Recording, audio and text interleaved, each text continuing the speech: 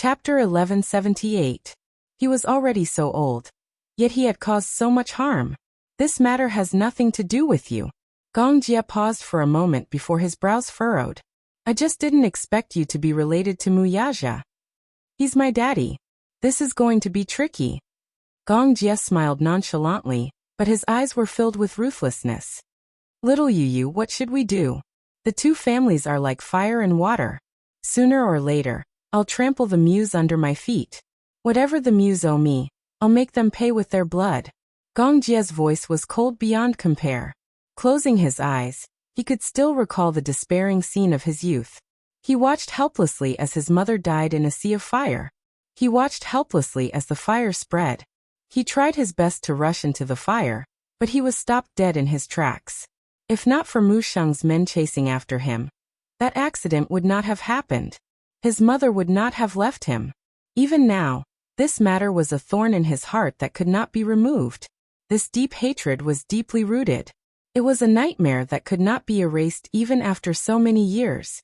The coldness in Gong Jie's words made even Yu's heart tremble. I don't care what you do to the Muse, but I have to tell you where I stand. Yu paused and narrowed his eyes slightly. Muyaja is my daddy.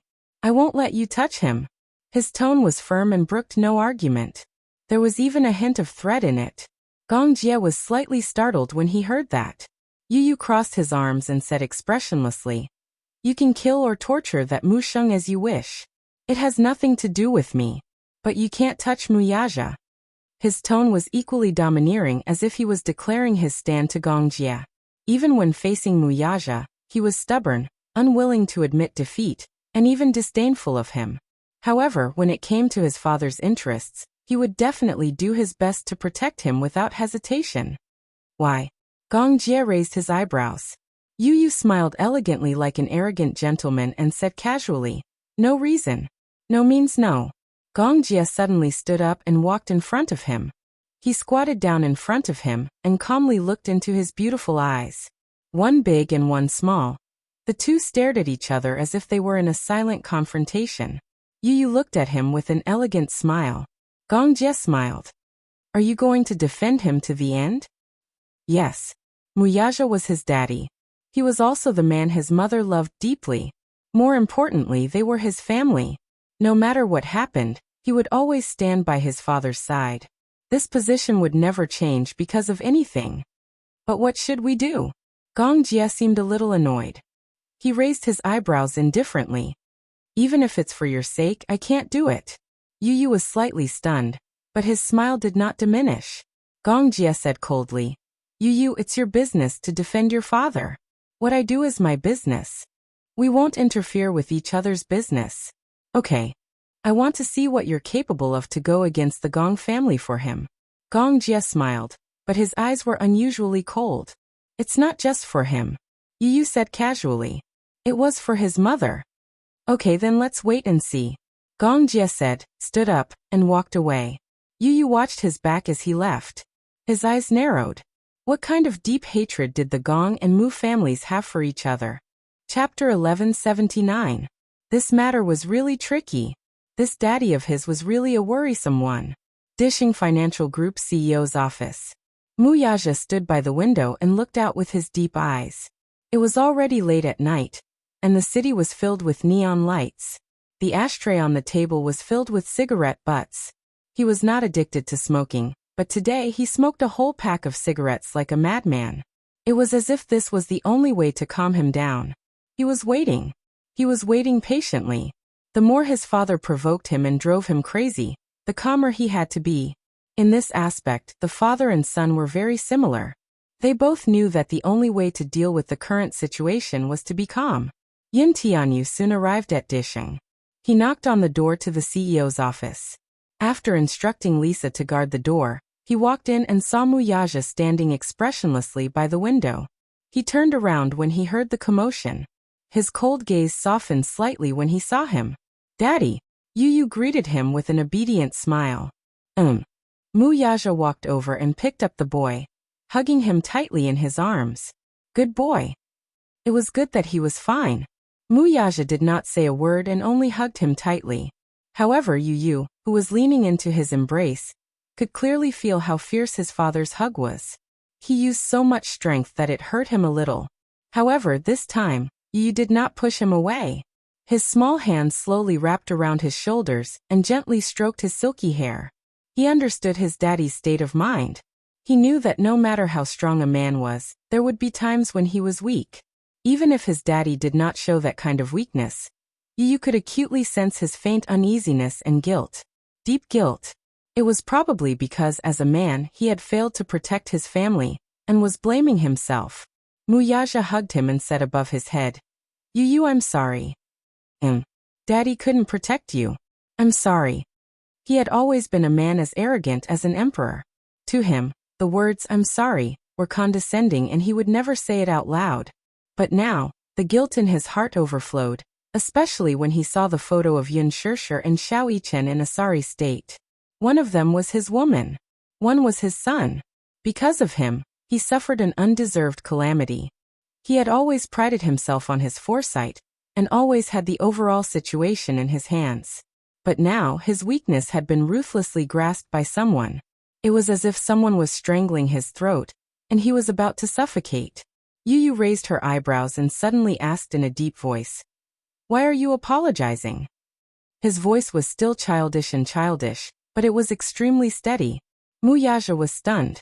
Yu asked seriously, Daddy, are you a god? Muyaja furrowed his eyebrows. He did not understand why he asked this. Yu raised his head and looked at him seriously. His lips curved slightly. Are you a god? No, you're not. Chapter 1180. If that's the case, I will never forgive you even if you apologize 1,000 or 10,000 times. Muyaja's eyes flashed with shock. He did not expect such words to come out of his mouth. In his eyes, Yu was mature, steady, and wise. However, he did not expect him to be so mature. While he was in a daze, Yu smiled again. But you are not a god. You can't be a clairvoyant and predict all of this. You can't save mommy and brother from the abyss of suffering the moment it happened. You can't and I can't either. So, what right do I have to blame you? Blame you? You have no right to blame yourself. After a pause, Yu's eyes deepened. So you don't have to apologize. Muyaja smiled and could not help but pinch his cheeks. Yu grabbed his hand all of a sudden, and his beautiful eyes flashed with a bright luster. But Daddy, I want to ask you something. Do you have anyone in mind? Muyaja's eyes narrowed. Yu asked, Have you ever wondered who kidnapped mommy and brother? You probably have a suspect in mind, right? Muyaja was silent for a while. Then he suddenly said, Yes. In that case, can you guess why they're doing this? Muyaja and Yu looked at each other. Then he slowly got up and walked to the window. Dishing Tower was tall and majestic. The CEO's office was located on the highest floor of Dishing Tower. Standing in front of the floor-to-ceiling window, and looking out of the window, one would feel proud of the world. It was like an emperor in ancient times, standing on the highest tower, and looking down on the world. At the same time, one suddenly understood what it felt like to be lonely at the top. Muyaja narrowed his eyes and said slowly, They probably want the Mu Empire in my hands. I guessed as much. Yu smiled and said, Daddy, you have the biggest share of Mu Group's shares in your hands. Naturally, some people will not be able to hold themselves back. If you don't act now, I'm afraid you won't have the chance anymore. So, I'm guessing that they're also after the shares of Mu Group. Muyaja smiled in relief. Smart. As expected of his son, Yu did not smile. Just as he had expected, the mastermind had kidnapped his mommy and Mu Yichen to threaten his daddy to hand over the shares of Mu Group. Mu Group shares. What a tempting thing it was. If he had Muyaja's shares in Mu Group, it would mean that he would become the sole owner of the vast Mu Group, and his power would be earth-shattering. The internal structure of the Mu family was deeply intertwined. As one grew, the other declined. There had always been endless disputes and intrigues. It was comparable to the ancient times when the imperial power was replaced. They didn't even hesitate to turn against each other and kill each other. Sometimes, in the face of benefits, perhaps some emotions would become much weaker. Selfishness was the deep-rooted bad habit of most people. Moreover, as a member of a wealthy family, there were many things that he had no choice but to do.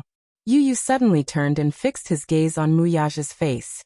He asked calmly, "Then if that person threatened you to hand over the shares of Mu Group, what would you do?" This was an extremely sharp question. Yu went straight to the point. He did not allow Muyaja to avoid the question. He was eager to get an answer from his daddy. Chapter 1181. He did not doubt the importance of his mother in his father's heart. Yu cared a lot about his attitude. He did not care that if his father gave up the Mu Group shares, he might really lose everything and be all alone. What he cared more about was how far this man could go for his mommy.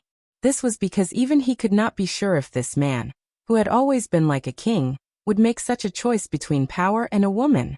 Would he choose his mother without hesitation? Yu stared at his face without blinking. Muyaja lowered his head and looked at him. After a long silence, he suddenly smiled. "Do you still need to ask this question?" He smiled casually and spoke casually. However, Yu was shocked. He was even more curious about why his father would give him such an answer. Muyaja knew the doubts in this child's heart. He smiled faintly, but his expression was very calm. "Without me, the Mu Group will only be a pile of ruins. This empire is strong because of me, but it will also collapse because of me." He paused and smiled faintly. However, his smile could not hide his conceit. "But without the Mu Group, I won't lose everything." Yu held his breath. This answer was within his expectations, but it was also unexpected. Muyaja said, "Just as you said, whether it's power or wealth, if I can't even protect my beloved family, then I don't need it. It's fine. So, if it really comes to that, will you give up the Mu Group for mommy?" "I will." Just as Muyaja finished speaking, the door was kicked open fiercely. "Bastard." Muyaja and Yu were stunned. They turned around and saw Mu Linfeng striding in with a furious expression on his face. Mu Linfeng had been standing outside the door for a long time, and had heard much of their conversation. However, he had obviously heard that sentence. This brat was willing to ruin the Mu family's empire for a woman. He flew into a rage and roared, "I won't allow you to do that." "Second uncle?" Muyaja was surprised. Why did he come back? Mu Linfeng's probing gaze landed on him. His eagle-like gaze was filled with disappointment and disbelief. If he had not heard it with his own ears, he would never have believed that Muyaja would willingly give up his shares of Mu Group for a woman. This answer caused him to be greatly disappointed, and even more so, he was unable to restrain his rage. Was this brat really bewitched by that demon? He walked in front of Muyaja and sat down on the sofa. As he breathed heavily, he looked at him with a scowl. "I order you to sever all ties with that woman. Right now." His attitude was commanding in nature, and there was no room for resistance. His tone was urgent, and there was no room for delay. Muyaja's heart sank. His face was as cold as ice as he said coldly, "Impossible." This was clearly contradicting him. Even if the person sitting in front of him was his second uncle, the powerful second master Mu of the Mu family, and the elder he had always respected from the bottom of his heart. Mu Linfeng was shocked by his icy tone. Then he glared at him and glared at him. "Are you talking back to me?" "No. How would I dare to contradict you?" Chapter 1182. Muyaja retorted, "She's my woman, and I'm her man. Second uncle, please don't meddle in our affairs." Mu Linfeng was flabbergasted. Muyaja's attitude was firm, and there was no room for discussion. He did not wish for anyone to interfere in his private affairs. Mu Linfeng became even angrier at her words. "I don't care what your attitude is, but you're not allowed to make a decision on this matter. Yaja, this isn't like you. Second uncle has high hopes for you. You shouldn't ruin the Mu Group's future, just because of some so-called grudge between a man and a woman. I think you're getting more and more muddle-headed. Where did the shrewd you go? What kind of magic does that woman have to make you so bewitched that you're even willing to give up the Mu Group's shares for her sake? Do you know what this means? It means that all our hard work over the years has gone down the drain, and we've given it to someone else. I single-handedly made you the successor of the Mu family and handed over the Mu Group to you. I didn't let you mess around like this. I think that woman is a femme fatale. I order you to sever all ties with her. Don't lose sight of the big picture for the small. You'll regret it sooner or later." As soon as he said that, a layer of frost appeared on his face. Just as he was about to speak, Muyaja pressed on his shoulder. He looked up and said expressionlessly, "Second uncle, don't worry. I know what I'm doing." "You know what you're doing?" Mu Linfeng was so angry that he laughed. "What do you mean by that? Do you mean that you're giving away all my hard work? Do you mean that you're willing to give up the Mu group for a woman with an unknown identity? I think you're trying to anger me to death." "I wouldn't dare." Mu Yaja replied respectfully, "Second uncle, you're being too harsh." Mu Linfeng was furious. "Haha, you wouldn't dare? What's there to be afraid of? I think you have a lot of guts. Do you know what the consequences of your actions will be? The Mu family is the core of the country's economy, the heart. Every branch of the family is connected to the heart. Even if it's not me, the country's higher-ups won't just sit by and watch. I think you've been blinded. Where did your previous shrewdness and wisdom go? There are some relationships that are dangerous for you. You have to be decisive. Don't be indecisive.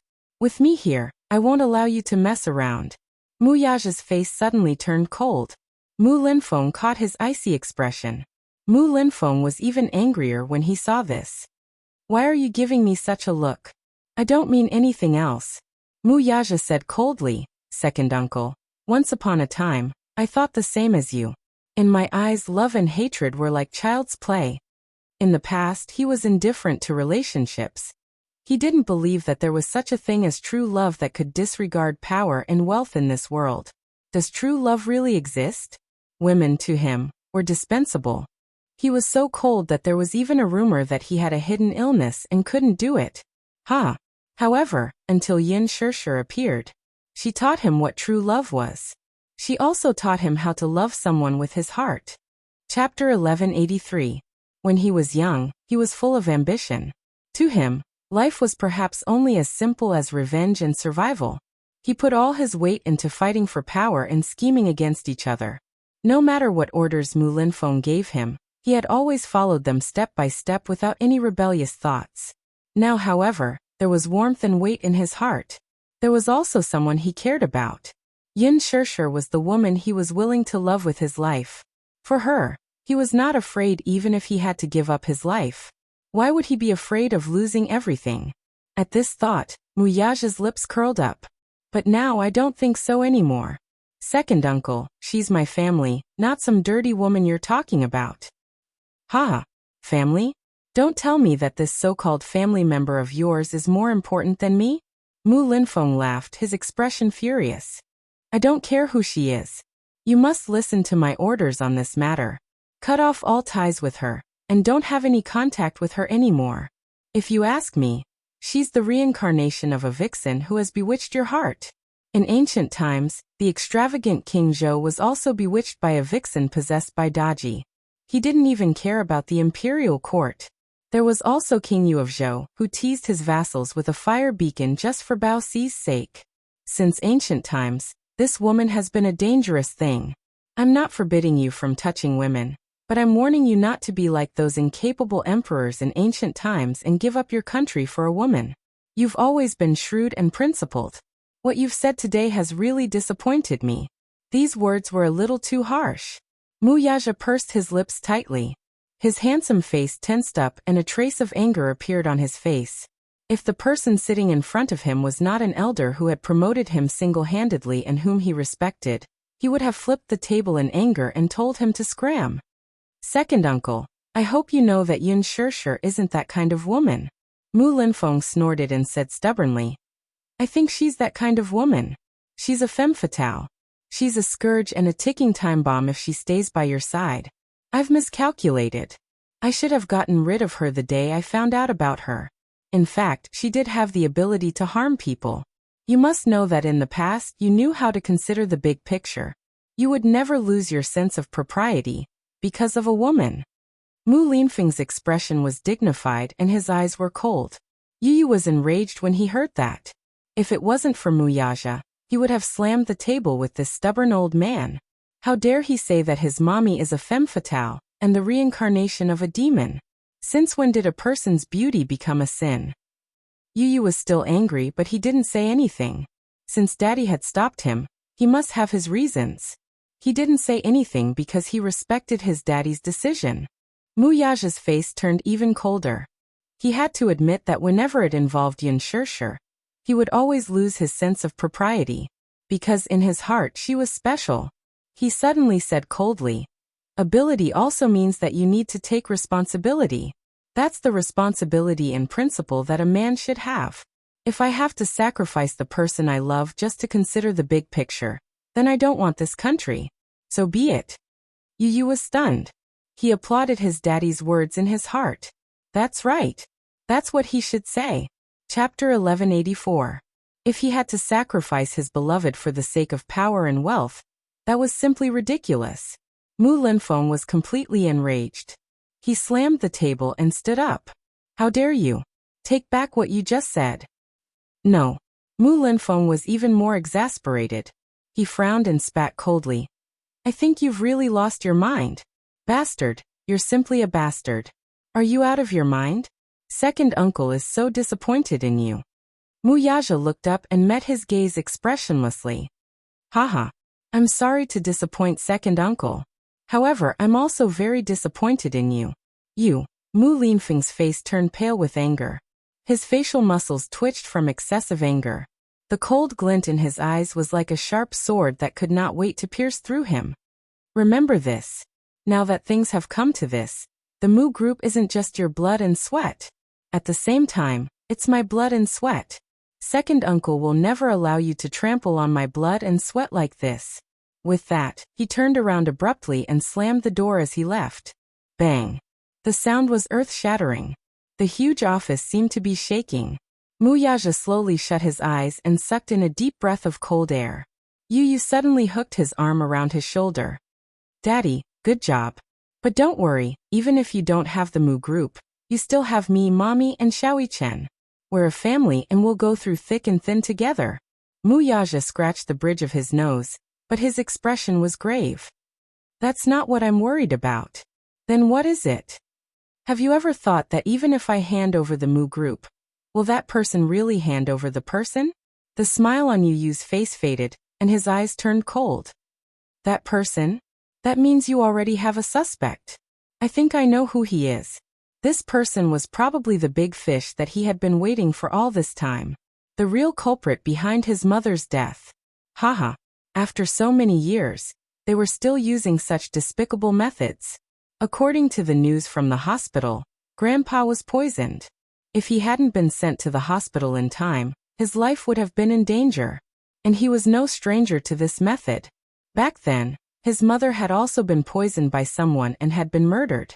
It was said that the poison in his grandfather's medicine was industrial sodium nitrite. It was a slow-acting poison. If a dose of 0.1 grams was added to the medicine every day, the patient would be poisoned and fall into a coma. In the end, the patient would go into shock and die. As for sodium nitrite, this term was not unfamiliar to him. His mother had also passed away due to sodium nitrite poisoning. After his mother passed away, he had no one to rely on in the Mu residence. For a period of time he would only take a bite of each dish. The bowls and chopsticks used were all made of silver. Later on Mu Linfeng took her in. Muyaja walked to his desk, but his phone suddenly rang. "Chairman Mu, Old Master Mu has passed the critical stage. At the Mu Group's private hospital." Muyaja and Yu Yu rushed to the hospital. However, when the father and son entered the ward, Muyaja's expression suddenly froze when he saw the silent man sitting by the bed. Yu Yu saw his strange expression and could not help but look at the middle-aged man. Chapter 1185. He said in a deep voice, "Yaja, you're here." Muyaja looked puzzled. "Fourth uncle, why are you here?" "I'm here to visit your grandpa. Have a seat." Yu Yu could not help holding Muyaja's hand tightly. Muyaja hugged him to his side and walked to the other side of the bed.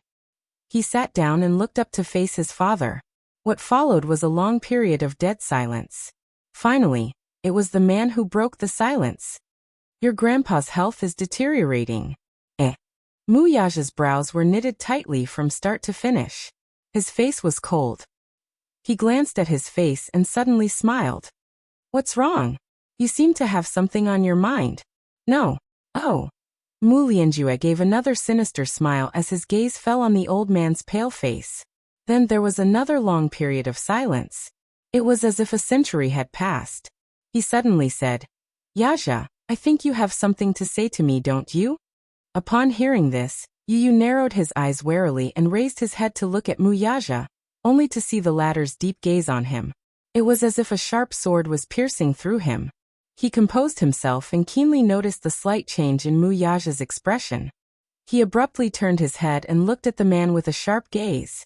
The atmosphere in the room was very delicate. Mu Yaja suddenly asked coldly, "Fourth uncle, how did you know that Grandpa's health has deteriorated?" "I only found out when the Mu family sent me the news." Mu Yaja went straight to the point.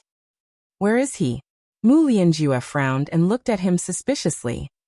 "Yaja, what do you mean by this? I'm asking you." Mu Yaja's eyes glinted dangerously and chillingly. "Where is he?" Yu was startled and then looked at him suspiciously. Could it be? It's him. Mu Lianjue looked at Mu Yaja expressionlessly. He did not even look at Mu Yaja in the eye as he calmly leaned on his cane. "I don't know what you're talking about. You understand." Mu Yaja leaned forward abruptly and grabbed Mu Lianjue's collar. Raising his hand, a pistol appeared in it. Abruptly, he pressed the muzzle of the gun against his forehead. Kacha! The cold and mechanical sound of the gun being loaded rang out, and the pitch-black muzzle continuously emitted cold air. "Where are they?" He. Mu Lianjue let the man grab him by the collar and let out a chilling laugh. Then he burst into uncontrollable laughter.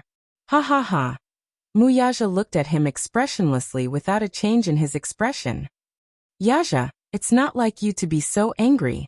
Mu Lianjue looked up with blatant provocation. "Are you trying to scare me?" It's not like you don't know the consequences of shooting me. If I die, you'll have to collect my corpse, won't you? Ha ha ha. So where are they?"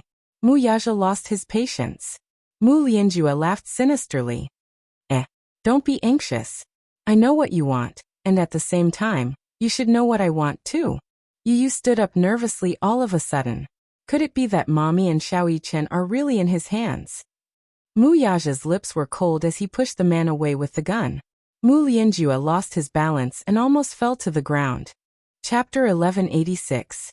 The sudden commotion in the ward attracted the attention of Lisa, who was guarding outside the door. She pushed the door open and entered.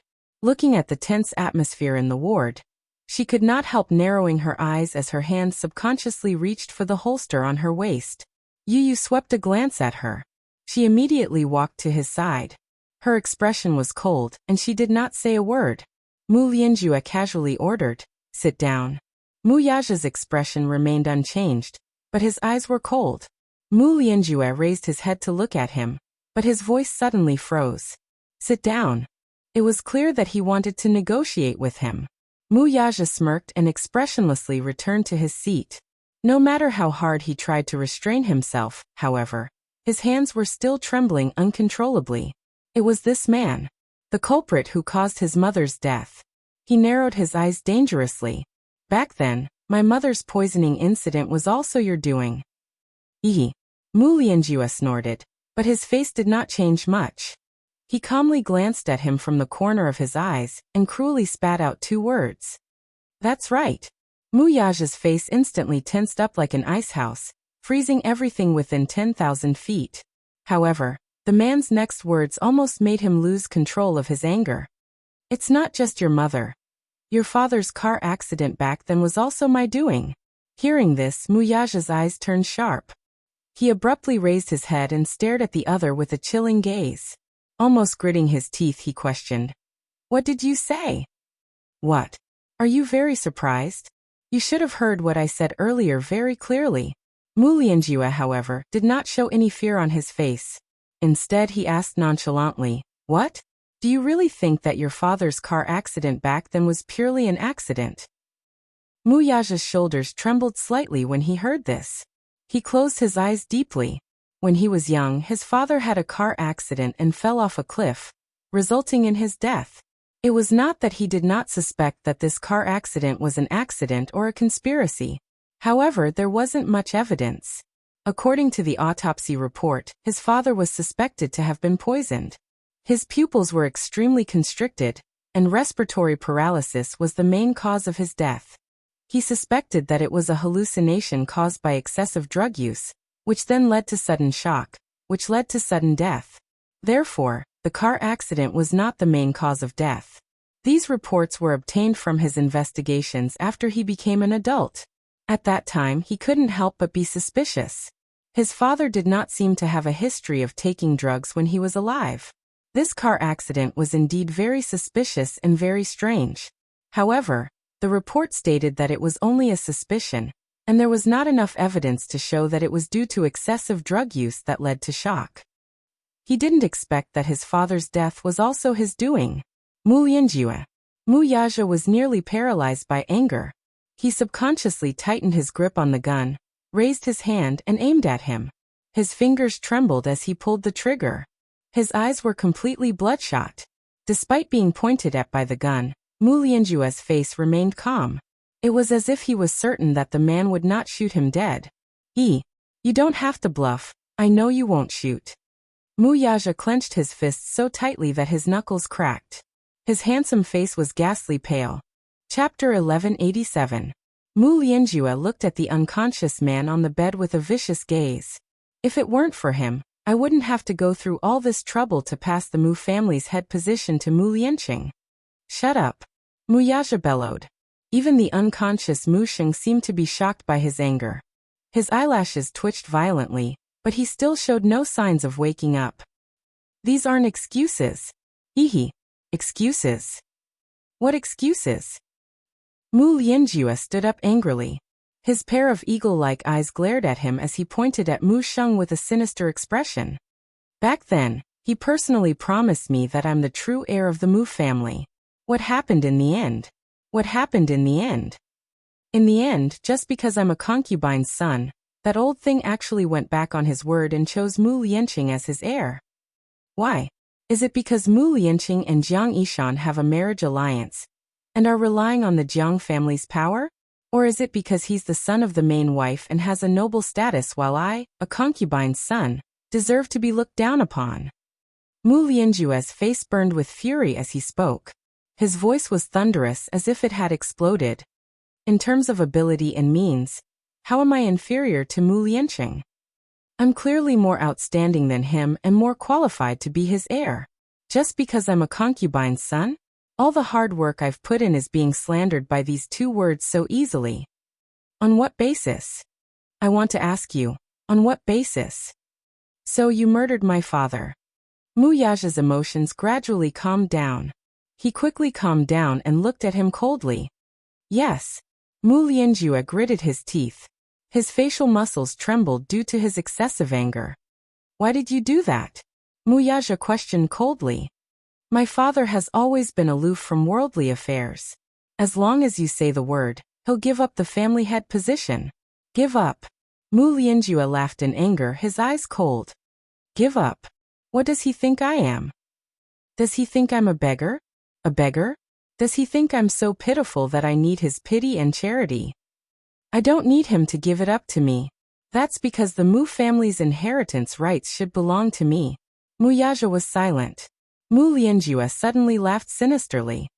Do you know how it feels? What right does Mu Lianqing have to effortlessly obtain the things that I've used all my strength to fight for? Why is it that the things I value as much as my life are as light as a feather in his eyes? Is he mocking me? Mu Lianjue's heart sank completely as he bellowed. I don't need his charity or pity. He snatched what was mine and still didn't care about it. Isn't this a great humiliation to me? Hati. What? Mu, TSS? What? What SSS? What right? T. Estes, S's, S2TS, SSSSS, S, Mu's. Mu Lianjue laughed sinisterly. Yaja, if you want to blame someone, don't blame me for being ruthless. It's this muddle-headed old thing's fault. Since he wants to do this, then I'll let him have a taste of the pain of losing the one he loves. Mu Yaja narrowed his eyes dangerously. Chapter 1188. Back then Mu Lianjue had already been listed as one of his suspects. It was not because of anything else. From the analysis of Mu Wanru's fake DNA report, only Mu Lianjue had the ability to do so. To be able to do it cleanly without leaving any traces behind. You were the one who tampered with Mu Wanru's DNA report too, Mu Yaja said in a low voice. However, this was not a question but a statement. Mu Lianjue glanced at him and coldly tugged at the corner of his lips. You already know. You're just using Mu Wanru to kill Grandpa like how you killed my mother back then, aren't you? Mu Yaja's handsome face was as cold as ice. His pair of cold eyes in particular were piercingly cold as they ruthlessly glared at him. Why did you do that? Ehe. I want him to have a taste of what it feels like to have his loved ones destroyed one by one. It must be very painful. Mu Lianjue laughed sinisterly. Before this, the person Mu Sheng valued the most was Mu Lianjue. The one he doted on the most was Mu Lianqing. His love went deep into his bones. Love the house, love its crow. He also doted on Jiang Yishan. Hence, he killed Mu Lianqing. He also plotted against Jiang Yishan. Even Mu Qingcheng. There was also Mu Qingcheng's biological daughter, Yin Shishir. He wanted to ruthlessly destroy the most important things in Mu Sheng's heart one by one before his eyes, and let him have a taste of this unbearable pain. What was more painful than torturing a person was torturing a person's heart. Mental torture was what truly destroyed the heavens and earth. This old thing's life is really tough.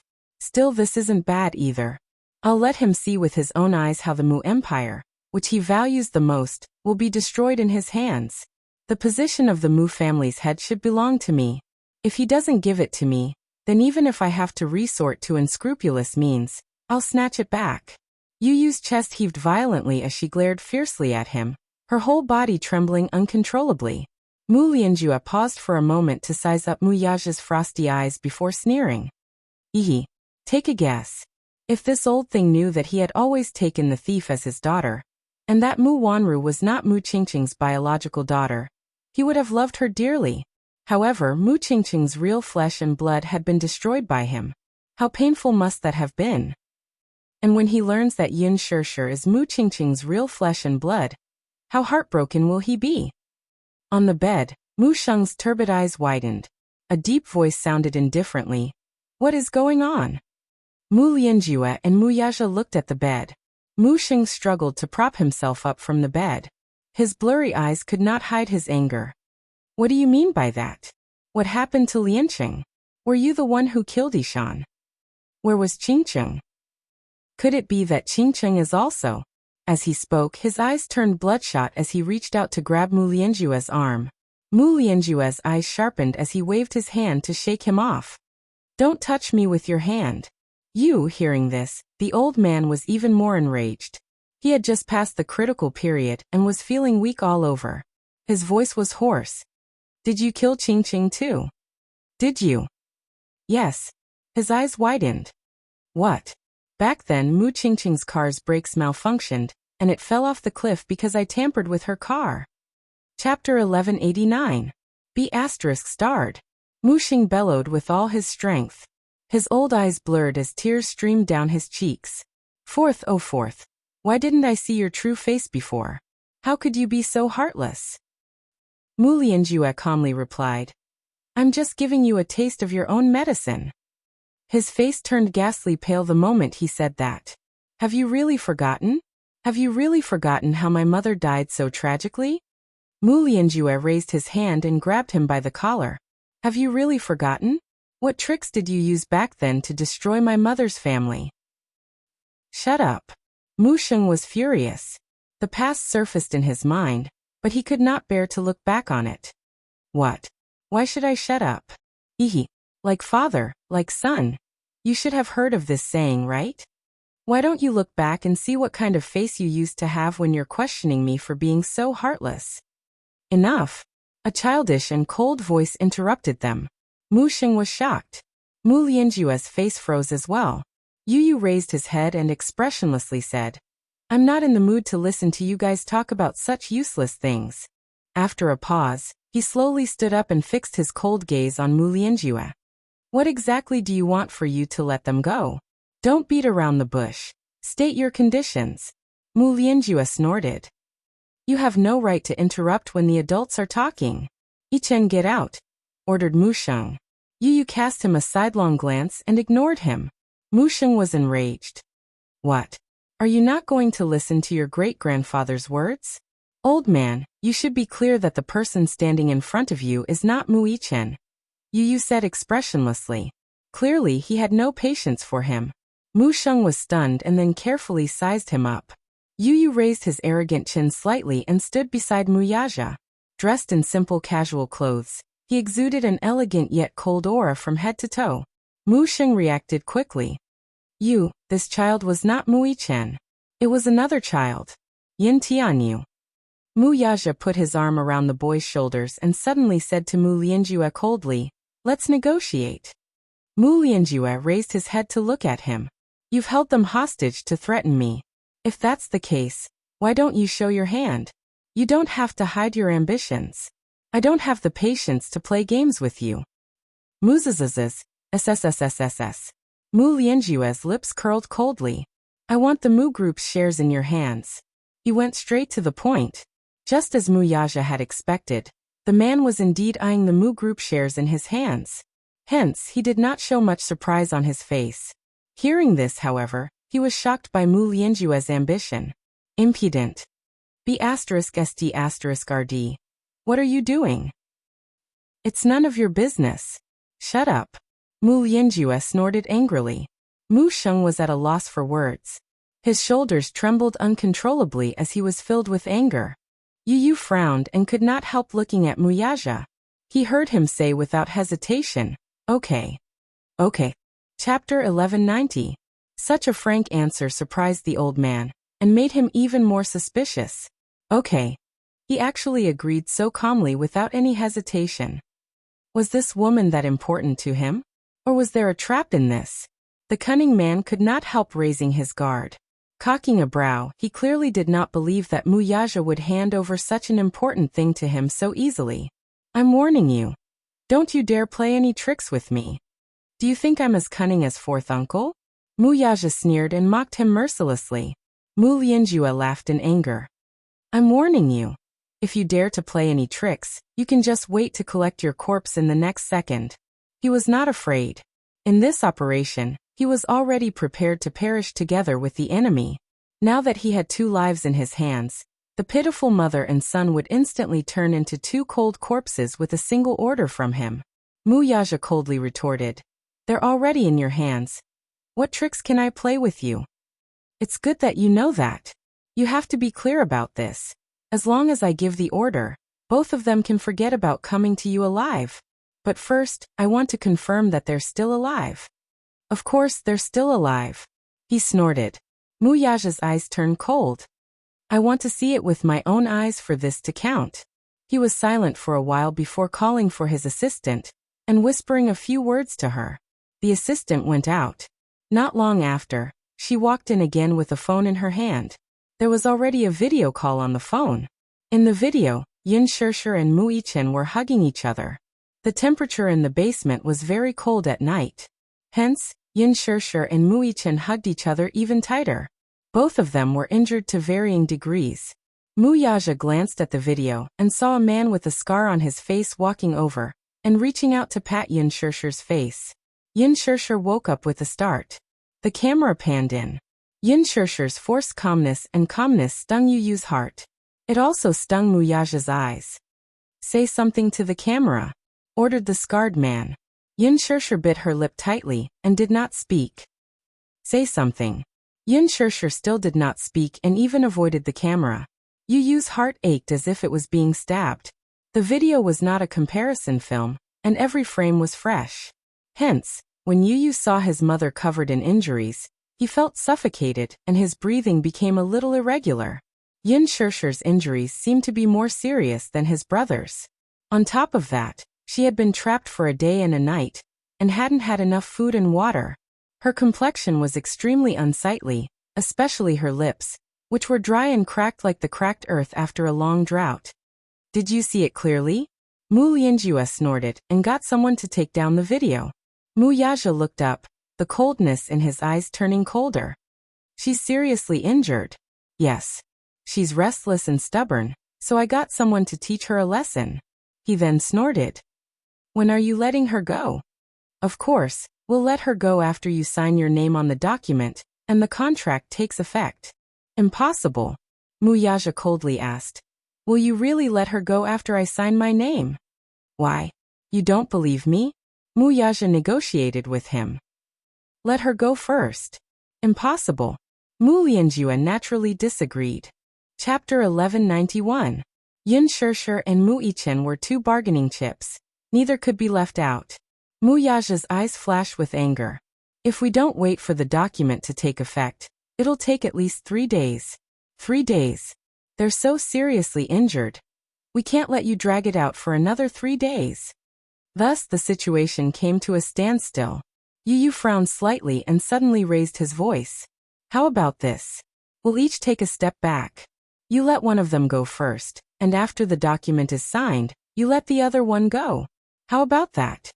Mu Lianjue cocked a brow and sized him up with interest. In his heart he was secretly surprised. At such a critical moment, this child could actually come up with a solution so calmly. Let one of them go first. What else? How can we believe that you'll let them go after the document is signed? By then, the document will be in your hands, and the Mu Empire will be under your name. What if you don't let them go? That's why our rights and interests must be protected. At the very least, we need to see your sincerity before we talk about anything else. Yu said calmly. At this moment, he was calm and steady like a mature and wise negotiator, advancing step by step. Hearing this, Mu Lianjue could not help but re-evaluate this child in front of him. This child seemed to be a little different. For him to be able to think of this, it seemed that he had underestimated him earlier.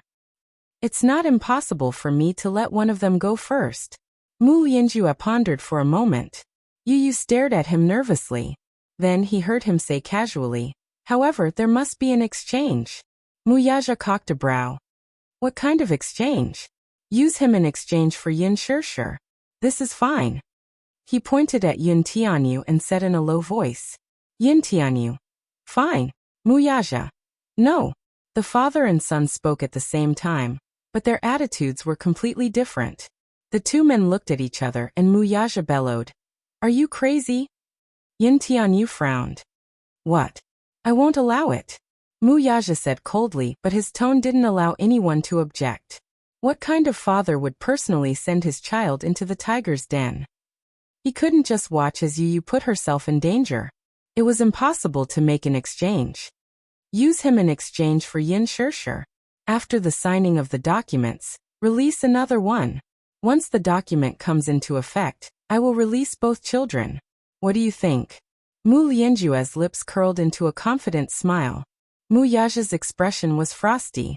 Before he could open his mouth, he heard the other say nonchalantly, If you don't agree, then there's no need for further discussion. I agree, he answered. Muyaja was furious. Shut up. I won't allow that. Yu's face stiffened. She could see the anger on his face. Mu Lianjue merely smiled. I'm very busy and have something on, so I'll take my leave first. Let me know your answer when you have the results. With that, he slowly stood up. The ward door opened, and he slowly left, surrounded by a group of bodyguards in suits. Muyaja stood up abruptly and walked to the window. Even though he tried to restrain himself, he still could not suppress his anger and punched the window. Slash. A sound was heard. A few snowflake-like cracks immediately appeared on the window. Mu Xing leaned against the bed, his hawk-like eyes sharp. Aja, what exactly happened? Tell me. Muyaja turned around abruptly. His slightly messy black hair covered his pair of sharp eyes. Chapter 1192. Just focus on recuperating. You don't have to worry about anything else. With that, he turned around, carried Yu in his arms and left. Mu Sheng lay limp on the bed as if he had lost all his strength. His face was sickly pale and lifeless. In the car, Yu turned his head to look at the passing scenery outside the window. Suddenly, his childish voice said in a low voice, Daddy, if you want to talk about the hostage exchange, then shut up. Don't mention it. Yu, however, said, Mommy is seriously injured. I can't watch her continue to suffer. I want to ensure her safety first, so it's not a bad idea to exchange the hostage with Mu Lianjue. At a red light at a crossroad, Muyaja stepped on the brakes, and the car came to a steady stop. He turned around and stared at him. You don't overestimate yourself. I admit that you're smart, but no matter how smart you are, you're still a weak child. I can't lose your mommy, and similarly, I can't lose you and Mui-chen. Yes, I understand. You're worried that my life will be in danger. Mommy's injuries are so serious though. Can you really watch? No. Don't say any more. Muyaja clenched his fists tightly. I can't lose anyone. Me too. Yu frowned, feeling a little agitated. Daddy, I'm the same as you. I can't lose anyone. You, Mommy, Xiaoyi-chen, and I can't lose anyone. After a pause, he suddenly closed his eyes and gently placed his small hand on Muyaja's. It was as if he was silently giving him strength. Daddy, trust me. I know what I'm doing. Muyaja turned his gaze to him, but it was unfathomable. How can I trust you? Trust that you won't be in danger? The heartache in his eyes was so real and hot. Looking at him, Yin Tianyo's heart was deeply warmed by his gaze. He understood that his daddy was worried about him and felt sorry for him. But now, apart from this, we are all helpless in the current situation, aren't we? However, this is not a reason for you to take the risk. Yin Tianyu smiled all of a sudden, his lips curling into a slight arc. Daddy, please believe me this once. I promise you that not only will I not be in danger, but I will also bring Xiaoyi-chen back safe and sound. Our family will be reunited, okay?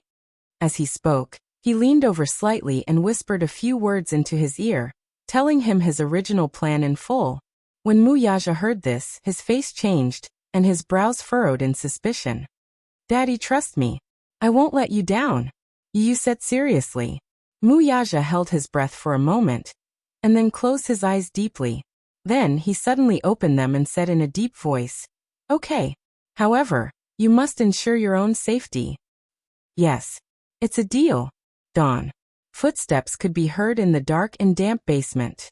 Yin Shirsher opened her eyes in a daze. In her blurry vision, she saw a few well-trained soldiers standing in front of the cell. They were armed to the teeth with guns in their hands. What are you doing? Yin Shirsher was frightened, but she pretended to be calm on the outside. She could not help hugging Mui-chen tighter. Under her tight embrace, Mui-chen inevitably felt some shortness of breath and woke up. When he opened his eyes and saw the scene before him, he could not help but be secretly alarmed and alert. Chapter 1193. Yin Shirsher, come with us. One of the men said as he opened the door to the cell. The moment the door opened, everyone raised the guns in their hands and aimed them at Mui-chen. They loaded their guns and prepared for battle. Yin Shirsher was shocked. She leaned forward to block Mui-chen and said fearfully, What are you going to do to him? As long as you obey our orders obediently, we won't do anything to him. What do you want me to do?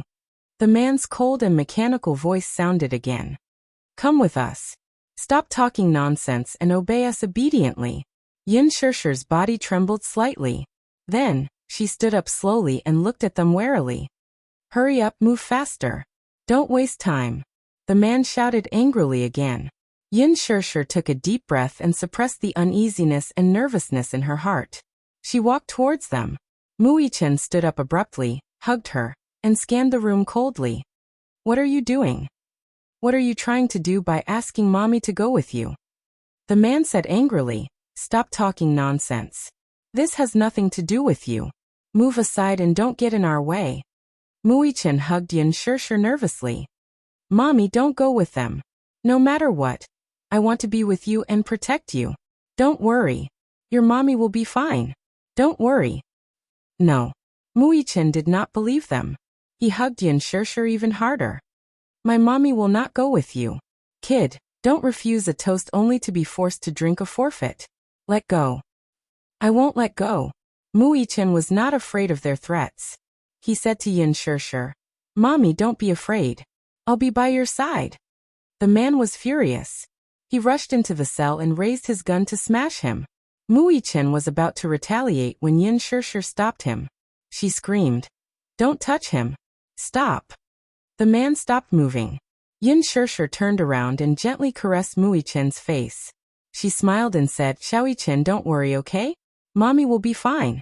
You stay here and wait for Mommy to come back, okay? Mommy. I'm scared. I'm scared, don't leave me. They won't do anything to me. If they want my life, they have plenty of chances. So Mommy will come back in one piece. Be good and wait for Mommy here, okay? Mui-chen was stunned for a moment before he nodded blankly. The cell door was locked again. Mui-chen watched as Yin Shirshir was taken away, and worry appeared on his face. When she left the underground warehouse, she was blindfolded and her mouth was sealed. She could not make a sound. His hands were cuffed and he couldn't move. Go. The person behind her pushed her, and she stumbled forward a few steps before she was carried into the car. She didn't know how long they had been driving. She counted in her heart for a long time. After about half an hour, the car stopped. Then there was a long period of silence. There was no movement in the car, and it made her heart palpitate. Her breathing gradually quickened. The car door suddenly opened. Get out! She immediately became nervous. What are you doing? What are you doing? The man scolded. Shut up and stop talking nonsense. Get out of the car. Yin Shirshir was pushed out of the car. The man behind her continued to push her from time to time. However, she couldn't see the road clearly and tripped on a rock, almost falling. Chapter 1194. Having been trapped in a confined space for a long time, it was dark, damp, and dark. Her eyes had not been exposed to sunlight for a long time, so she was not used to it. She opened her eyes and took some time to adjust before her vision became clear again. However, the scene in front of her surprised her. Looking around, she saw that she was standing on a high slope. Being on high ground, she could see far away. Not far away, a row of military vehicles was parked. However, what attracted her attention was Muyaja, who was standing tall among the crowd. Beside him was Yin Tianyu. Yu. Yin Shirshir was shocked. She subconsciously wanted to call out to him, but her mouth was sealed, so she could not make a sound. Hence, she leaned forward and ran toward them subconsciously. Behind her, a fully armed man walked forward and grabbed her. Don't move, he said sternly. Stand still. The next second, the cold muzzle of a gun was pressed against her temple. Yin Shirshir was stunned and did not dare to move. Her eyes were filled with tears as she looked at Muyaja and Yu. Muyaja looked at her and gave her a resolute look, as if he was comforting her silently. Yu saw Yin Shirshir, who was standing on the high slope. She was surrounded by a group of fully armed soldiers. Her eyes were brimming with tears, and she looked lonely and helpless. Mommy, don't be afraid. Yu said this in his heart, and then looked at Muyaja. The father and son silently exchanged glances. Let's begin. Exchange hostages. Under the escort of Muyaja's men, Yu walked forward. The latter's men came forward and checked him from head to toe. Soon, their eyes locked on the watch on Yu's wrist. What is this? This is just a watch. Yu pretended to be calm. Take it off. Yu was stunned and did not react immediately. That person became even more suspicious and sternly said, Take it off, do you hear me? Yu remained motionless. Without another word, the man stepped forward and violently tore off his watch, throwing it far away. Uncle, I'm still a child. Please be gentle. You're scaring me, Yu said weakly. Behind him, Muyaja was startled. He's just a child. What do you mean by making things difficult for him? Muyaja's voice was extremely cold. His gaze was dangerous, but it was a silent deterrent. With him around, the man's movements became gentler. Then a group of people surrounded him and checked him from head to toe. Then they took away all his mobile phones, communication devices, and even a button. He sneered inwardly. This group of people was quite professional. Not even a single button was spared. He had indeed installed a GPS chip in the button, but this group of people did not leave a single button untouched. Uncle, will you only be satisfied after taking off all my clothes? Yu asked softly and blinked innocently. That person snorted and ignored him. He then took out a pair of handcuffs and handcuffed his hands. Following that, he covered his eyes and pushed him. Yin Tianyu obediently followed them. At the same time, Yin Shirshir was pushed over by the people on the other side. The two groups of people approached each other. Chapter 1195. Yin Tianyu obediently followed them. At the same time, Yin Shirshir was being pushed over by those people. The two groups of people approached each other. Yin Shirshir was startled to see Yin Tianyu being held hostage as they walked over. She was a little surprised, and a trace of panic flashed across her eyes. She stared unblinkingly at Yin Tianyu.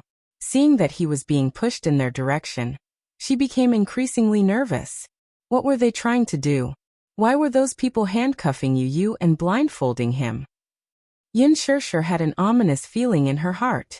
She widened her eyes and struggled to run toward him, but she was stopped and pulled back to her original position. What were they doing? She wanted to cry out in alarm, but in the end, she could only utter a few scattered words when the words reached her mouth. Woo woo woo woo. Yin Shirshir tried her best to speak, but her mouth was sealed, so she could not utter a complete and coherent sentence. The man beside her pushed her shoulder and bellowed. Stay still and don't move. Walk forward. Woo woo. Yin Shirshir refused to comply. She did not know what they were trying to do. Why were they handcuffing Yu? Why were they blindfolding him? Could it be, were they exchanging hostages? This thought flashed across Yin Shirshir's mind. She suddenly stopped in her tracks and refused to move. However, the people behind her pushed her hard, and she stubbornly refused to move. She could not exchange hostages. Absolutely not. She could not let Yu be exchanged with her. Yu was still so young and weak. How could he withstand such hellish torture? Who was the one who requested this? Was it Muyaja? As she thought of this, she turned to look at Muyaja abruptly. Her eyes flashed with anger, followed by disbelief. Why did he do this? Why did he push Yu into this abyss of suffering? What was he thinking? Walk forward and don't stop. Go. The person behind her continued to push her. However, Yin Shirshir clenched her teeth tightly. Tears gushed out in an instant. She refused to move forward. No matter how hard they pushed her, she refused to obey. Yu turned his head in the direction of the sound. His hearing was very sharp, so he immediately heard the sound of body contact coming from Yin Shirshir's direction. Don't touch her. Yin Tianyu suddenly shouted. Yin Shirshir was stunned, but Yu said slowly, Mommy, do as they say. Go back to Daddy and you'll be safe. What did he mean? What about him? Where was Xiaoyi Chen? Yin Shirshir's thoughts were in a mess for a moment. There were too many things she didn't understand. She did not know what Yin Tianyu and Muyaja were thinking. She only knew that since she had implicated Xiaoyi Chen, she could not implicate Yu as well. Hence, even though Yu said so, she could not move her feet. Mommy, listen to me, okay? Yu's eyes were covered. He could only turn toward her based on the sound of her voice. His lips curled into a smile, but his expression was calm and elegant. Mommy, don't worry about me. I'll be fine. Trust me now. Just this once, okay? No. No, Yin Shirshir shook her head with all her might as tears streamed down her face. No mother would stand by and watch her child put in danger. She would not do that, all the more. Yin Tianyu knew very well that with his mother's stubborn character, she would not listen to him. Chapter 1196. Yu had a sense of propriety. He would not allow himself to take risks if he was not fully confident. However, Yin Shirshir did not know much about him. Her impression of him was that he was obedient, sensible, and innocent. She did not know if he had such capabilities. Hence, she would not watch him take risks. Hence he said, Hold on. I want to talk to my mommy. No. The man beside him rejected his request expressionlessly. Why not? Yu pretended to be aggrieved and frightened. I can't even say a few words. Are you afraid that we'll play some tricks? That person did not speak. Yu sneered. A weak woman and a 7-year-old child. Moreover, you have so many men. How can we not be careful when we're right under your noses? That person was silent for a moment. He turned around and discussed with the leader. Then he turned around and agreed. You have 1 minute. Okay. That person brought Yu to Yin Shirshir. Yin Shirshir rushed to his side and squatted down. She raised her hands, wanting to hug him, but she could not do so because her hands were handcuffed. Hence, she could only hold his hands tightly. Woo-woo. Mommy. Yu raised his handcuffed hands and caressed her blood-stained face. His heart ached as he wiped away the tears at the corner of her eyes. His fingertips brushed across her cheeks and carefully wiped away the bloodstains. Does it hurt? The heartache in his eyes could not be hidden. Yu Yu's eyes were a little wet. He was a patient person and rarely shed tears. However, when he saw the shocking injuries on Yin Shirshir's body, he could not stop his tears from welling up. D***. Why did she have so many injuries? Yin Tianyou's heart was in excruciating pain, as if it was being pierced by needles.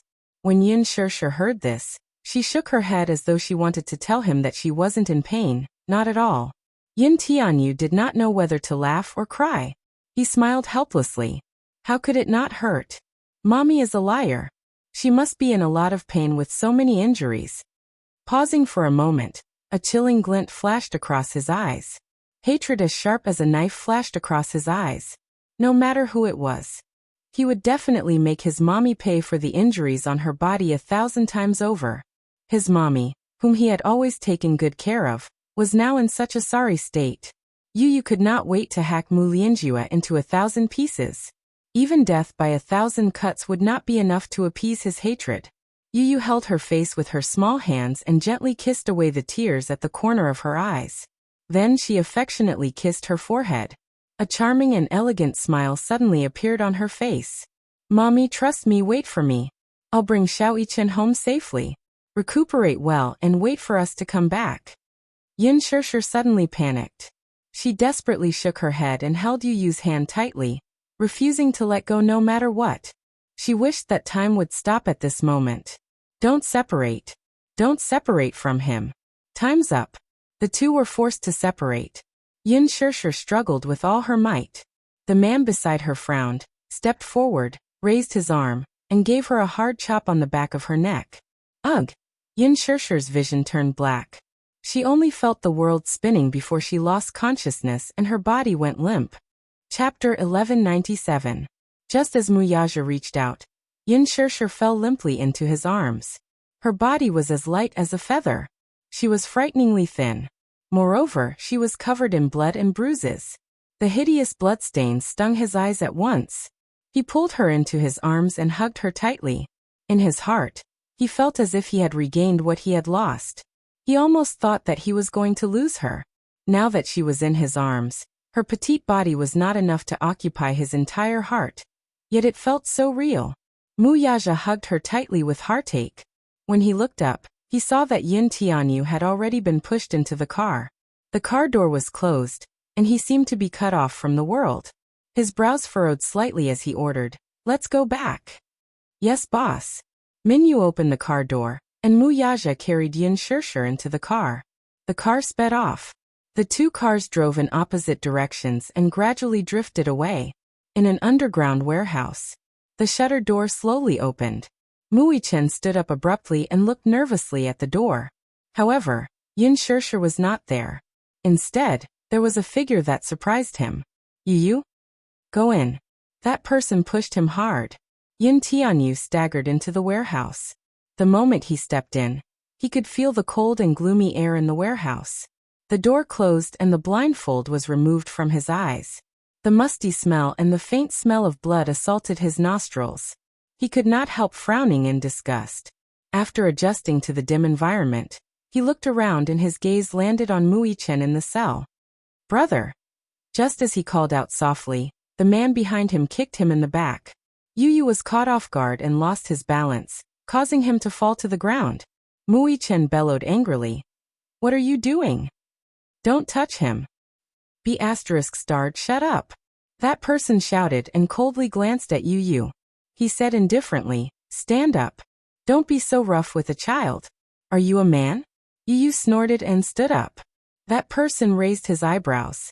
Although this child was young, he actually had a way with words, just like a little adult. He smiled contemptuously and was about to push him when Yu Yu said coldly, "Don't touch me. Brat, you better know your place. I can walk by myself." Yu Yu glared at him coldly and interrupted him. Then, she locked herself up without any resistance. She was surprisingly obedient. "Yu Yu." Muichen grabbed onto the bars and saw Yu Yu step into the cell. Muichen anxiously walked towards him, but his legs were chained up. No matter how hard he tried, he couldn't get close to him. Yu Yu shushed him and gave him a look. With the tacit understanding between brothers, Mui Chen understood the meaning in his eyes and obediently kept his mouth shut. Soon Yu Yu's legs and hands were shackled. He and Mui Chen were separated from each other. They then retreated, leaving only a few soldiers to keep watch. In Mu Lianjue's eyes, 2 7-year-old children were much easier to control than an adult. Children were innocent and timid. They would be much more obedient after a little scare. That was what he thought. The sky soon turned dark. After a long period of concentration, the few soldiers who stayed behind to keep watch gradually felt sleepy. Chapter 1198. Even though they were well-trained soldiers, they were still made of flesh and blood after all. They were not machines made of steel. Hence, they would feel tired. In addition, watching over the 2 children was an extremely boring task in their eyes. How big of a commotion could the children cause? Hence, they let down their guard a little, and walked to the door in 2s and 3s. Each of them had a cigarette and started chatting. Yu Yu and Mui Chen looked at each other. Mui Chen had rested his eyes last night, and his condition had improved. During the day, the scar-faced man had fed him a bowl of porridge. Hence, he had regained some of his strength. He had been training in the special training camp since he was young. Hence, his physical strength was amazing. Especially his recovery speed. It was jaw-dropping. Although he was seriously injured, most of them were external injuries. There were no injuries to his tendons or bones. At most, it was just some physical pain. He did not care about it at all. Yu Yu sized him up. Seeing that he was injured all over, he frowned with pity. "Brother, does it hurt?" Mui Chen was stunned. This was not the first time Yu Yu had called him brother. However, this time it was different from before. There was a rare tenderness and pity in Yu Yu's eyes. He did not even try to hide the heartache in his eyes. Mui Chen felt a warmth in his heart. His thin lips curled up, but he did not mind. "It doesn't hurt. It's just a small injury." Yu Yu's gaze changed, but he doubted his words. "Small injury? I've suffered more serious injuries in the past. Don't worry about me." Mui Chen comforted him gently. Yu Yu felt a stab in his heart. He didn't know if he was putting on an act to comfort him and not make him worry, or if these injuries were really just minor injuries to him. However, these injuries were not on his body. He could not sympathize with them. He just could not bear to see him in tattered clothes. He felt an inexplicable sense of guilt in his heart. Because between him and his mommy, he chose to protect his mommy first. Yu Yu had a complicated expression on her face as she thought of this. Mui Chen saw the strange look in his eyes, as if he was blaming himself. Worried, he asked, "What's wrong?" "Nothing. What's going on?" Mui Chen lowered his voice and asked, "Where's mommy?" Daddy offered to release one person, but Mu Lianjue refused, so the 2 sides exchanged hostages. "Mommy is safe now." As soon as Yu Yu finished speaking, Mui Chen finally felt relieved. He let out a long sigh of relief. "That's great." Yu Yu was shocked. "You don't blame me? Why should I blame you?" Mui Chen looked at him in confusion. Yu Yu hesitated for a moment and said guiltily, "Because I could have exchanged hostages with you and had the chance to protect you. But I chose to exchange hostages with mommy to protect her first." "What you did was right." Mui Chen interrupted him in a low voice. Yu Yu's eyes widened in surprise at his firm tone. "Mommy's injuries are more serious than mine. So, you didn't make the wrong choice. If it were me, I would have done the same." At this moment, the 2 brothers were of the same mind. Yu Yu was stunned for a moment before he smiled cheerfully. How could he forget that Mui Chen, this older brother of his, had always been a very responsible person? In his heart, protecting his mommy was probably his #1 priority. Chapter 1199. Hearing this, Mui Chen's heart warmed. It was as if countless streams of warmth had gushed into his body, causing his originally cold body to warm up. He tilted his head, seemingly trying to scare him. "Aren't you afraid?" Yu Yu turned around. His eyes were calm and steady as he said slowly, "You're kidding." His words, however, revealed the leisurely and elegant posture of a king, calm and unhurried. For some reason, even though he had such a young and tender face, his every frown and smile gave off a feeling that he was surrounded by mountains and surrounded by stars. "What should we do now?" Yu lowered his gaze silently. He leaned back slowly and said casually, "Wait." In the hospital, Yin Shirshir woke up with a start from a nightmare and sat up abruptly on the hospital bed, only to see a snow-white world. The unique smell of disinfectant in the hospital was pungent. The windows were slightly open, and the curtains were fluttering. The night breeze blew in through the window, and she shivered unconsciously. She felt a chill and shivered slightly. Before she could move, a coat was draped over her shoulders. Above her head, she heard Muyaja's voice. She turned her head abruptly, only to see Muyaja sitting on the edge of the bed. His gentle gaze fell on her as he adjusted her clothes with heartache. "Be careful not to catch a cold." As soon as he said that, Yin Shirshir grabbed his slender fingers tightly. Her bloodshot eyes stared at him fiercely. "Where's Yu? Where is he?"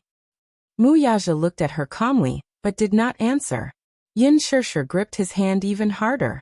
Her grip was so strong that it almost hurt him. "Answer me. Tell me. Where's Yu? Where is he?" Muyaja held her shoulders and helped her lie down. "You're seriously injured. Don't talk too much. Lie down and rest." Yin Shirshir abruptly flung his hand away, and a trace of icy coldness appeared on her face. "Why do you always avoid answering my questions? Let me ask you, where is Yu?" She asked word by word. Every word was practically squeezed out from the roots of her teeth. Her pair of eyes became even more unreasonably red. Muyaja frowned but remained silent. "Why aren't you talking?" Yin Shirshir paused for a moment. Her throat moved, and her voice was hoarse and trembling. "Don't tell me you really let him exchange with me and become a hostage?" Muyaja replied indifferently. "Why? Why are you doing this?" Yin Shirshir screamed. "Muyaja, how can you be so cruel?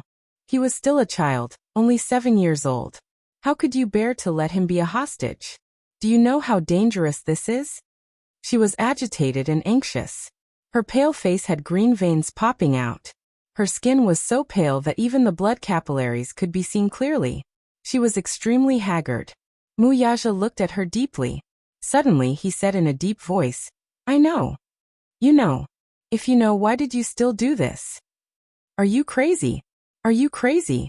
She questioned him crazily at the top of her lungs. His sullen face made her even angrier. She grabbed a pillow from the side and threw it at him. "How can you be like this? I hate you, I hate you."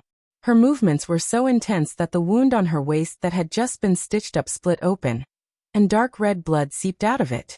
Her body was injured to varying degrees. Chapter 1200. Among them, there was a deep wound on her waist that required 5 stitches. There was a wound on her ankle that required 4 stitches. There were bruises all over her body and her shoulder was dislocated. But now she seemed to have gone crazy, as if she couldn't feel the pain in her body at all. Muyaja suddenly stopped her. "Don't move. Your wound has just been stitched up. Get lost. Don't touch me." She cut him off with a roar and pushed him away violently. She almost used all her strength. Muyaja lost his balance after being pushed by her, and fell onto the wall. "How can you be so cruel as to take Yu as a hostage? You're so cruel. If you want to take her as a hostage, why don't you go? Why don't you go? Muyaja, how can you be so cruel? Why did I meet you? You bring me more danger, more harm, more nightmares. Why?" She blurted out the question unconsciously. Even Yin Shirshir was taken aback when she yelled this out. It seemed that those words were a little too much. Muyaja's face was still as calm as before. After a long silence, he helplessly tugged at his lips and looked down tiredly. Yin Shirshir also realized how hurtful her words were. But once the words were said, it was like spilled water that couldn't be taken back. She suddenly fell silent, lowered her head, and clutched the bedsheets tightly. Her tears dripped onto the white bedsheets, leaving faint traces. Self-reproach, guilt, worry, heartache. All of them came to her mind.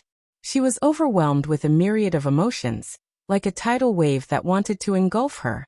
She didn't mean to hurt him with those words. But she couldn't understand. She really couldn't understand why he had to sacrifice the 2 children to protect her. The nurse had just entered the ward with 2 packets of medicine, when she saw the blood seeping out of the bandage on her waist. She frowned. What happened? Why did the wound split open? She hurried forward, wanting to change her bandage. Just as she touched her, Yin Shishir avoided her and didn't let her touch her. The nurse frowned. It was a little tricky. However, he heard Mu Yaja say, "Get out." "Chairman Mu?" The nurse looked shocked and explained, "The patient's wound has split open. I'll change it for her." "Get out," he said coldly again. She naturally did not dare to object to his orders. She hurriedly put down the medicine in her hand and left. Mu Yaja sat back down on the bed and reached out to touch the gauze around her waist. Yin Shishir dodged again, obviously unwilling to be touched by him. "Don't be willful," he looked up and said in a low voice. Yin Shishir's eyes widened in shock. Just as she was about to speak, she heard him say in a deep voice, "If possible, even if I have to exchange my life for it, I will never let him take the risk." As soon as he finished speaking, Yin Shishir's eyes trembled, and her heart instantly collapsed. Mu Yaja looked up, his lips stiff and cold.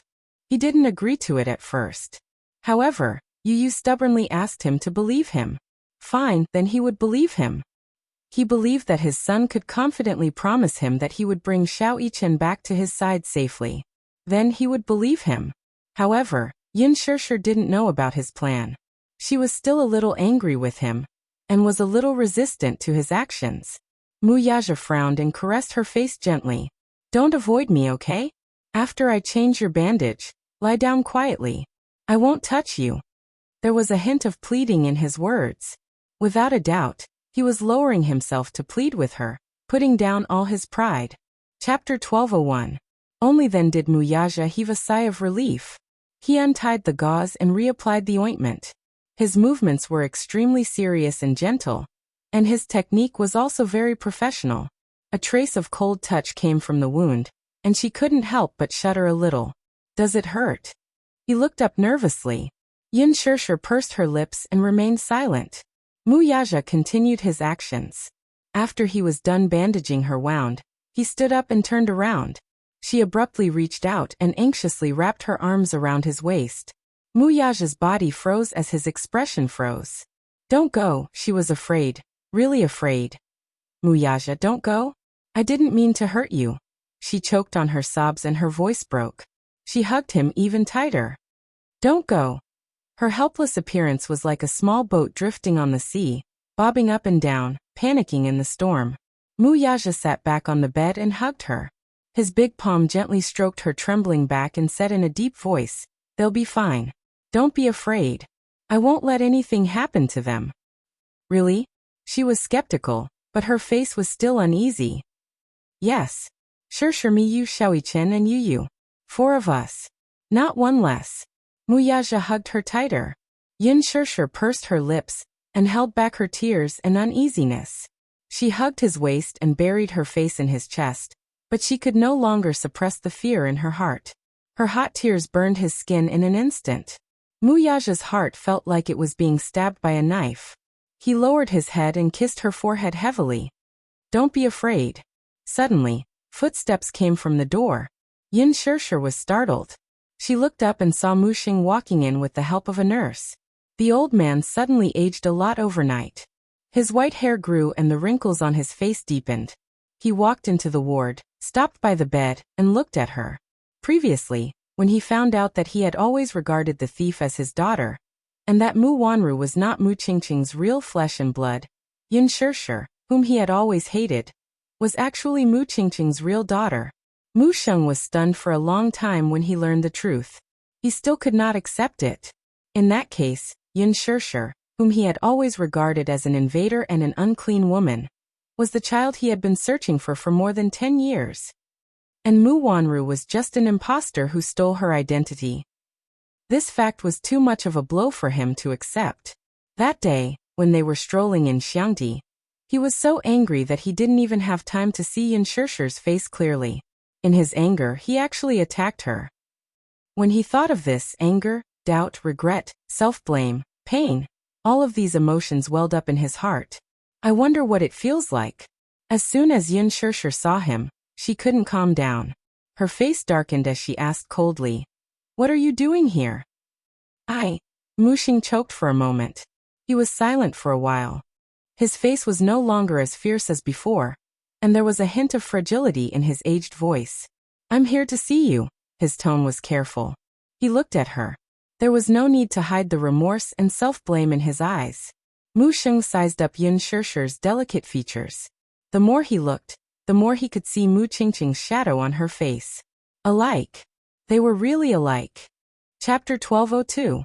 At this moment, he was even more convinced that Yin Shishir was Mu Qingqing's real flesh and blood. As for him, for more than a decade he had actually acknowledged the thief as his daughter. The person whom he had cherished so dearly was actually an impostor. At this thought he felt extremely guilty and remorseful. More than that, he flew into a rage out of humiliation. He had almost ruined her. Ruined Mu Qingqing's daughter? His heart was in agony. Your name is Yin Shishir, right? His voice trembled. All these years, Grandpa has been looking for you all over the world, but I didn't expect you to. Shut up. Yin Shishir fumed. You're not allowed to call me by my name. You have no right to call me by my name. The old man's face froze in shock and pain. His mouth trembled uncontrollably as his face turned pale. Shishir, don't be agitated. You're injured now. Don't talk anymore. Shut up. Don't call me by my name. Yin Shishir's face hurt as she raged. You have no right to call me by my name. Mu Sheng, are you feeling smug now? Are you satisfied now? Isn't it all thanks to you that I'm in this state? Her cold and indifferent words were no doubt a sharp blade stabbing him. Hearing this, the pain in his heart intensified. His eyes stung, but he had nothing to say. Yes, if he had not been muddle-headed back then, he would not have caused her to suffer so much. It was understandable for her to blame, resent, and hate him. However, this was not what he wanted. He did not expect that he would end up in this state, because of a moment of foolishness. He hurriedly consoled her. Okay. Grandpa won't call you by your name. Let's talk about this after you've recovered, okay? Yin Shishir's face turned cold as she squeezed out a few words through gritted teeth. You're not my grandpa. The old man was stunned as if he had been struck by lightning. Yin Shishir added, Mu Sheng, do you know? When my mother talks about you, she only says that you're a cruel executioner who destroyed her life. You're not my grandpa, and I won't acknowledge you. Give up. Mu Sheng's blow was even more severe. He staggered a few steps backward, his heart aching terribly. He trembled as he clutched his chest, his eyes revealing the pain of being hurt. Shishir, listen to Grandpa's explanation, okay? Grandpa was wrong. Grandpa was really wrong. From now on, Grandpa will make it up to you and make up for the sins that Grandpa committed. Don't be angry with Grandpa. And don't say such cruel words, okay? The old master was an old man. When he was young, he was resolute and decisive. He was an iron-blooded man who stood at a high position. But now, he was humbly lowering himself to beg for her forgiveness. After knowing the truth, he was tormented by self-blame and guilt. Yin Shishir's heartless words were undoubtedly rubbing salt on his wound, making it even harder for him to bear. Yin Shishir sneered. What? Don't you think it's too late to realize your mistake now? If it weren't for you, my mother wouldn't have left me. My brother won't leave me either. You're the one who harmed me and ruined my family. You're a murderer, a cruel executioner. Get lost. I don't want to see you. Get lost. She chased him away. Mu Sheng's body froze on the spot, unwilling to leave. He had yet to take a good look at her. She was injured. He heard that she was covered in blood when she was brought back. Chapter 1203. His heart ached when he heard that, and he wanted to see how badly she was hurt. Now, she was like a hedgehog with all her quills standing up, refusing to let him get close to her. His lips trembled as he choked on his sobs. Yin Shishir's words were heartless and cold. She did not give him any face or a way out of this embarrassing situation. Still, he stubbornly refused to leave. He looked at her with bloodshot eyes. She said, You're not my grandpa, and I won't acknowledge you. Give up. She continued, You're the one who ruined my family. You're a murderer, a cruel executioner. Get lost. I don't want to see you. She kept saying that she did not want to see him, and wanted to chase him away. Even though his face was being trampled on, he thickened his old face and refused to leave. He wanted to take advantage of his limited time to see her more. When he heard that she was seriously injured, he was so worried that he did not care that he could not stand for long periods of time. He rushed to her ward to take a good look at her. However, before he could say anything, she said that she did not want to see him. His heart ached as if it was being stabbed by a knife. However, in this situation, he could not blame her or anyone else. He was the one who was muddle-headed and did something stupid. He was too self-righteous, and in the end he overreached himself and made things so out of hand. It was reasonable that she did not want to see him. Sure, Grandpa. When he sensed Yun Shurshu's piercing gaze on him, he immediately changed his words to prevent her from losing control of her emotions. I really didn't expect things to turn out like this. If I'd known, I really wouldn't have made such a mistake. I'm old and muddle-headed. I've let you and your mother down. I'm not asking you to forgive me, but don't chase me away. Let me see you more, okay? Let me take a few more looks at you. As he spoke, his emotions were on the verge of breaking down. His voice was so hoarse that it sounded as if it was mixed with gravel. He choked on his sobs. I'm afraid. I don't have much time left. My body is getting weaker and weaker. Every day I live is a day less. I can't take it lying down if I don't take a good look at you. You can scold me. You can do whatever you want, but don't chase me away. I'll stand far away and not make any noise. I'll just watch you like this. That's fine too. After a series of sincere pleas, this superior who had been able to call the wind and summon the rain all his life put down all his arrogance in front of her. His dim eyes looked at her emotionally, as if countless tears would burst out from his eyes in the next second. Yun Shurshu, however, remained expressionless from the beginning to the end. She didn't look at him, as if she didn't hear his pleas. She was not in the mood to listen to anything he had to say. Her heart was filled with the safety of the two little fellows. How could she care about anything else? Scram. I don't want to see you. I don't want to see you for the rest of my life. Yun Shurshu's voice was cold again, but she didn't leave any room for negotiation as she ordered him to leave. Mu Sheng's heart skipped a beat when he heard this. He opened his mouth, wanting to say something, but when he caught a glimpse of her cold expression, he stopped abruptly. Afraid of angering her, he let out a long sigh helplessly. He was on the verge of tears. Really, he felt a little helpless. He didn't know how to make up for the mistakes he had made, and he didn't know how to bridge the gap between them.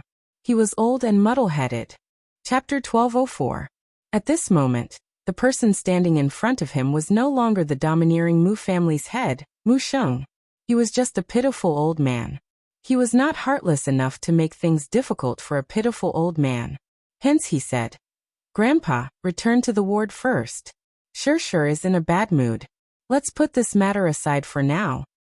Okay. Aja, you keep her company. Mu Sheng lamented in his heart.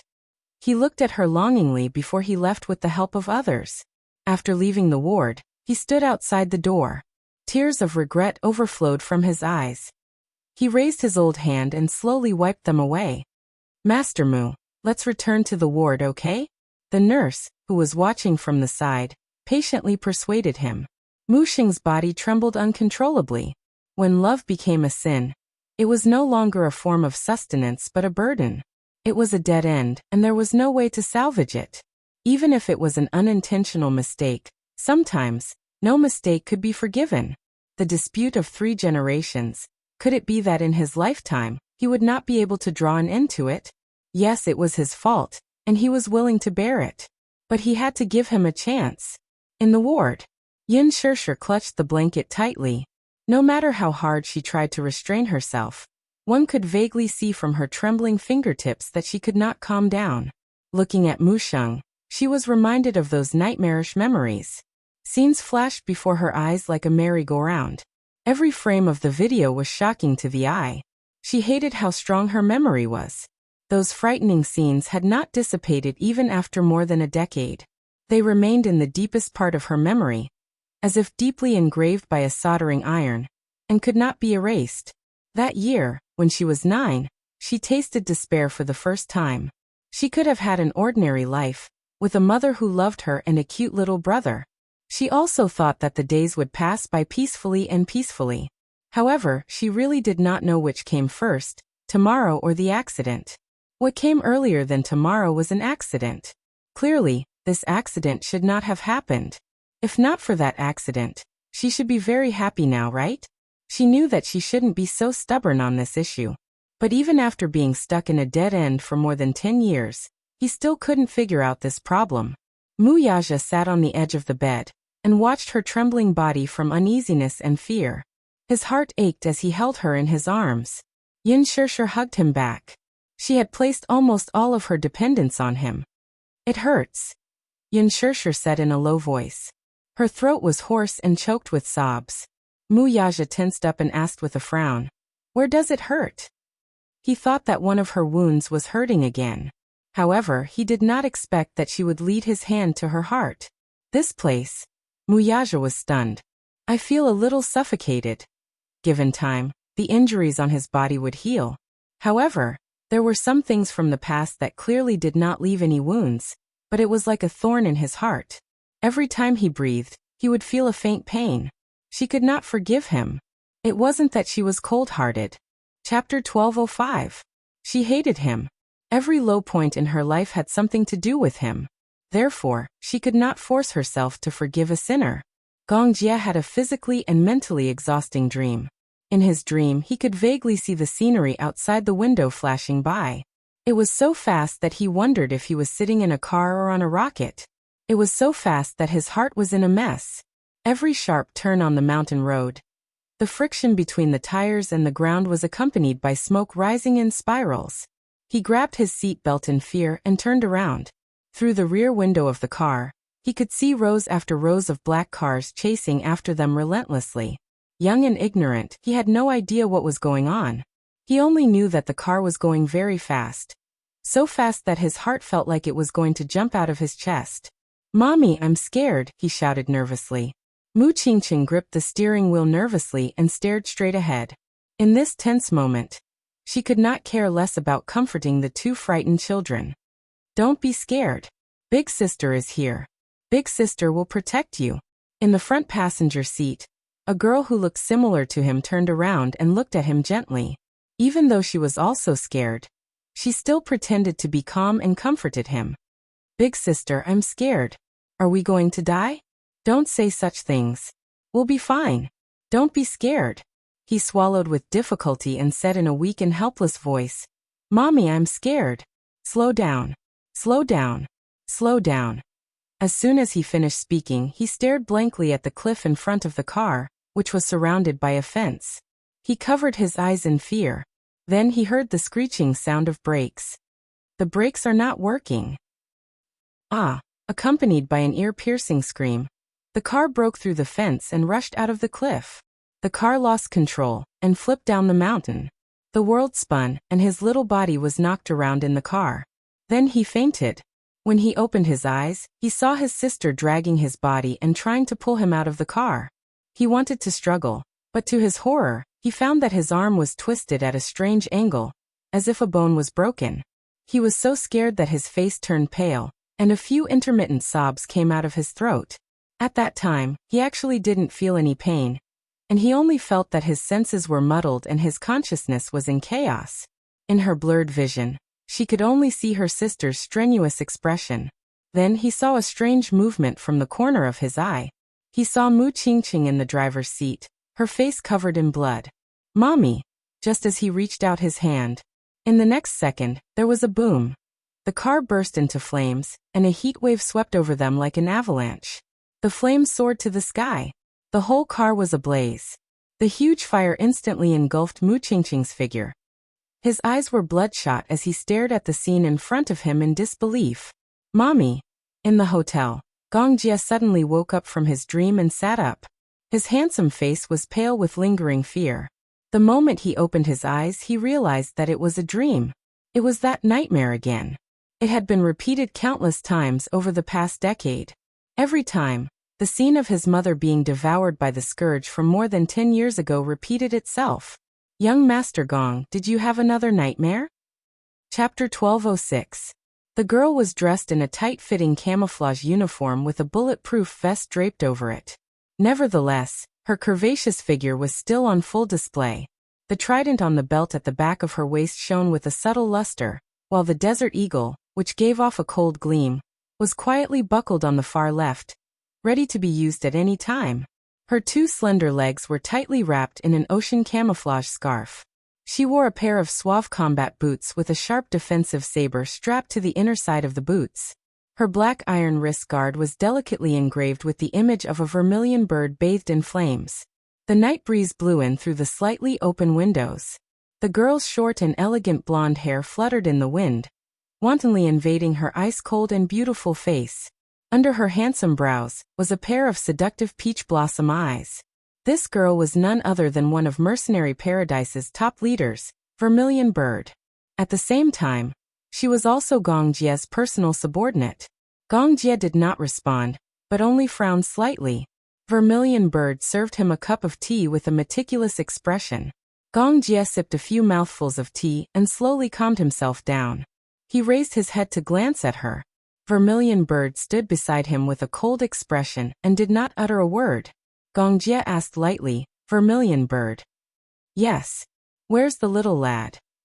"That rascal called Yin Tianyu." She answered. "Yu is on his way to the target location as a hostage exchange." "When do we take action?" "Tonight. We'll set off in the wee hours of the morning to carry out the rescue." Gong Jie asked again. "Has the location been successfully located?" "We've already obtained the precise location. Our men are all present. We'll set off in the wee hours of the morning." Gong Jie cocked a brow and curled his lips into an amused smile. That lad is really something. It turned out that Yin Tianyu had made ample preparations before he became a hostage exchange. He was equipped with a GPS device from head to toe. His necklace, watch, and even buttons were implanted with a mini GPS device. Alas, Mu Lianjue's men were very cautious. After all, they were from the military and were highly vigilant. Hence, they removed all the GPS device from Yin Tianyu's body. Yin Tianyu, however, was not surprised as he had already expected this. These were just bluffs to dispel those people's wariness. Earlier, when Yin Tianyu returned from the Mu residence, while treating his wound, he instructed a doctor whom he had worked with to implant a nano-positioning chip into the skin of his shoulder. This nanochip was a super chip that he had developed. It was anti-shielding and had a very strong positioning ability. It could be controlled within a range of 100 meters, which was practically a black Yin Tianyu and had yet to be developed. He guessed that Mu Lianjue would use a high-tech shielding device to block all GPS signals in order to deceive others. However, those shielding devices were completely useless against the super nanochip he had developed. Even 100 secrets would have a flaw.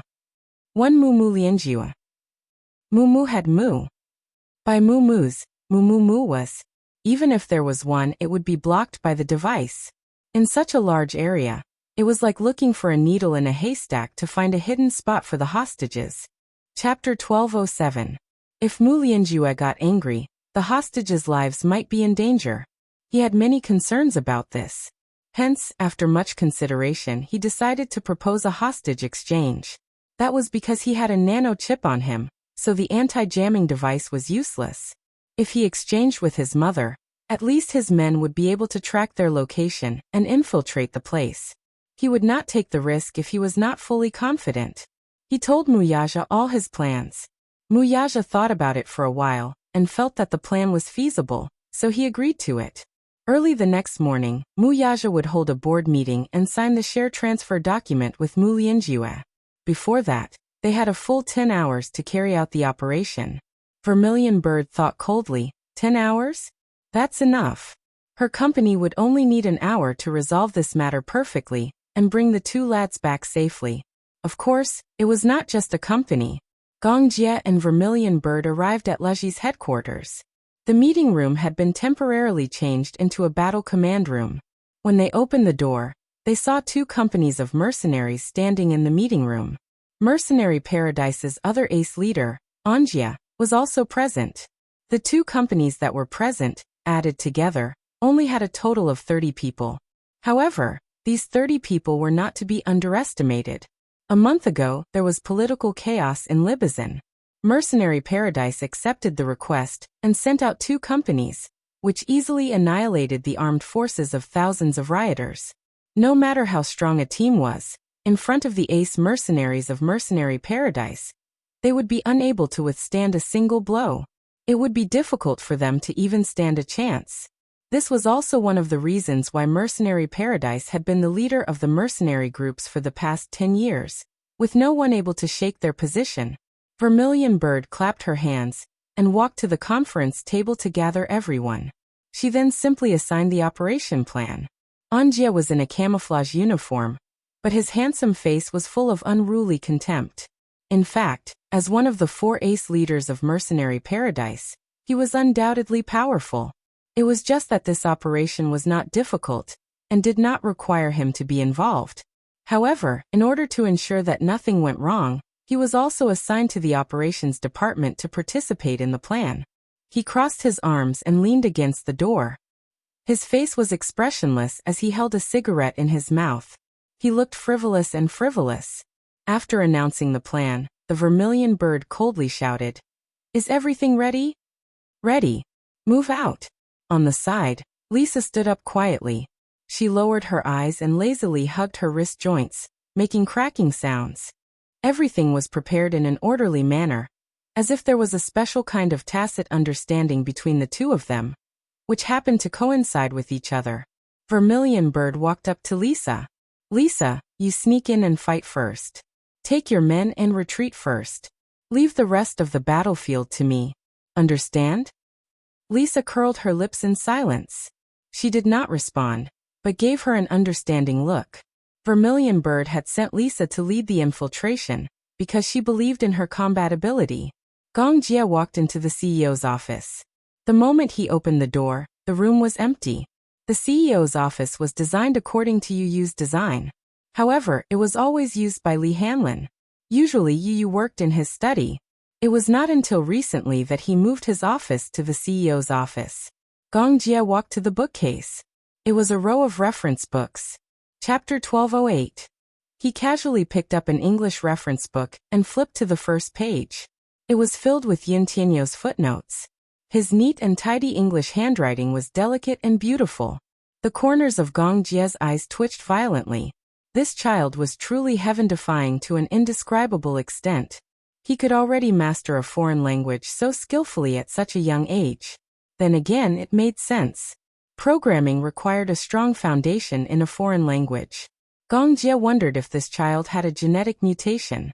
In a way, this child's talent was already beyond the realm of mortals. Gong Jia placed the reference book back on the bookshelf and surveyed the high-tech office. His gaze was attracted by a huge poster on the wall. It was a portrait of a celebrity. This was a set of fashion photos taken when Yin Shirshir and Gu Xingze were interviewed by a magazine back when they were filming a movie. The stylist and photographer were the best team in the industry. Hence, when this set of posters was released and exposed on Weibo, it attracted a lot of attention. This set of posters was so popular because the stylist posted 2 photos before and after the retouching on Weibo. One was the original photo, and the other was the edited version. The photos were exquisitely taken. In addition, other than the overall rendering of the images, Yin Shirshir's face could be omitted from the post-production digital embellishment. In the entertainment industry, many celebrities relied heavily on makeup and strong post-production for their photo shoots. For example, Han Yuyan's shortcoming was that the outline of her eyebrows was not deep enough. When taking photos of some international celebrities, a lot of effort was needed in post-production. Yin Shirshir was different. The post-production adjustments to her face could be said to be imperceptible. What was more amazing was that her makeup was very light and thin. Her facial features were still exquisite. There was an uproar in the industry. Yin Shirshir's beauty was also sought after by many international celebrities. Hence, Qin Zhou's hands were sore from accepting endorsements. This set of posters was the one that Yin Tianyu was most satisfied with. The overall style was a fresh garden style. She wore a pink dress with rose embellishments, which made her look pure and graceful. She wore a knitted corolla on her head, and her hair flowed elegantly. She held a bouquet of fresh flowers in her hand. As she sniffed the flowers, her beautiful eyes sparkled. Yun Tianyu loved this poster so much that he enlarged it and hung it on the wall of the office. Every time he looked up, he could see this poster. He often stared at this poster in a daze. Now, Gong Jie was also looking at this poster and fell into a state of shock. It was not because of anything else other than her facial features in the pictorial, evoking a strong memory in him. Gong Jie walked up to the poster in a daze. His brows furrowed slightly as he reached out and caressed the poster with his slender fingers. The people in the picture were so lifelike that he momentarily forgot that it was just a poster in front of him. What was going on? Why did the woman in the poster overlap with the girl's bright and gentle smile in his memory? Was it her? How could it be? Gong Jie's breathing quickened. His fingertips suddenly trembled. Suspicion flashed across his eyes. Who was this woman? Who exactly was she? Chapter 1209. After more than a decade, a person's facial features would change as they grew older. However, the silhouette would not change. That pair of eyes, in particular, were exactly the same. Could there really be two people with the same face in this world? It couldn't be her, could it? Just as this thought popped up in his mind, Gong Jie ruthlessly overturned it. How could it be? She was already dead and no longer existed in this world. How could it be her? Gong Jie's emotions fluctuated slightly. His handsome face was filled with incredulity and doubt. He suddenly turned around and walked toward the door, only to bump into Li Hanlin, who had just pushed the door open. Second Master Gong? Li Hanlin was startled by his tense expression. Startled, he cautiously asked, "Master Gong, what's the matter?" Gong Jie suddenly grabbed his collar agitatedly. "Let me ask you, who is that woman? What's her name?" Gong Jie pointed at the woman in the poster and questioned him anxiously.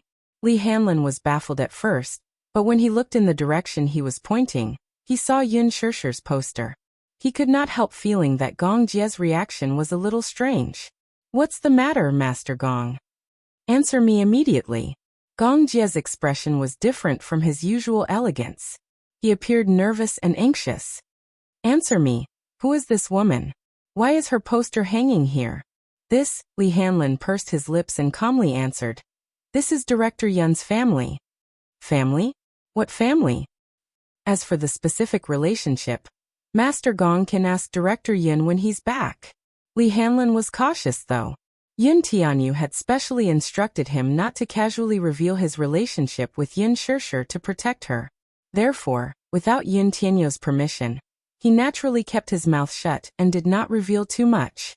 Gong Jie frowned, but when he saw Li Hanlin's cautious and reserved expression, he did not pursue the matter. He anxiously smoothed his fringe, but his heart could not calm down. In the ward, Yun Shishi was drenched in cold sweat as she sat up from the bed. The darkness that entered her eyes made her feel uneasy as she looked around. "Muyaja?" Suddenly, there was the sound of a thin rope moving beside him.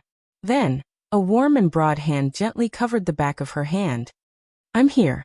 Yun Shishi nervously held his hand and did not let go.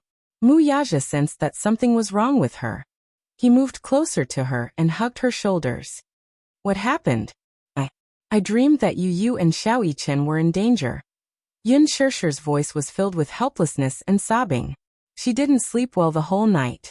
She was always in a half-awake state, in a trance, and had nightmares. It was always related to Yu and Xiao Yichen.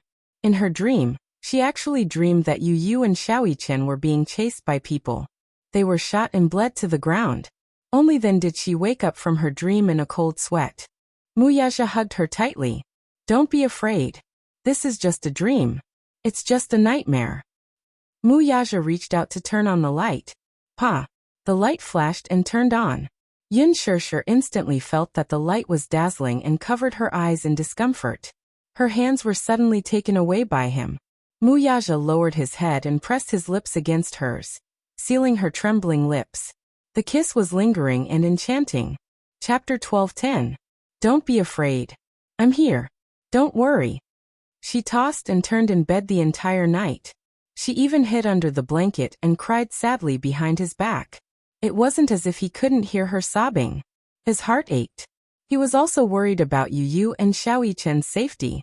Previously, he He had repeatedly asked Yu if he needed to send more men to participate in his plan. Yu had the demeanor of a king. He waved his hand and said casually, "No need. Daddy's men aren't good enough. Daddy just needs to protect Mommy. That's enough." In other words, he was telling him that his men were well trained. This was undoubtedly a shot of confidence for him. Therefore, his most important task now was to stay by her side and accompany her without any distractions. This was what he had promised Yu. He had to do it. Yin Shirshir was shocked. She closed her eyes and her breathing quickened. Under the light, there was a faint tear at the corner of her eye. It was hard to notice. "When I was 9 years old, I lost my family and had nothing. I've already tasted the pain of losing a loved one. So now, I can't lose Xiaoyichen and Yu too." Mu Yaja frowned slightly. He might not be able to understand Yin Shirshir's uneasiness and worry as a mother. However, as a father, he also felt inexplicably anxious and worried. However, he needed to deal with this matter calmly. The first thing he needed to do was to stabilize her emotions. "Shirshir." He lowered his head and whispered her name. Yin Shirshir looked up and heard him say in a deep voice, "When the two little guys come home, let's get married. Let's get married and be together forever, okay?" Yin Shirshir looked up in shock. She was obviously shocked by his words. Was this a proposal?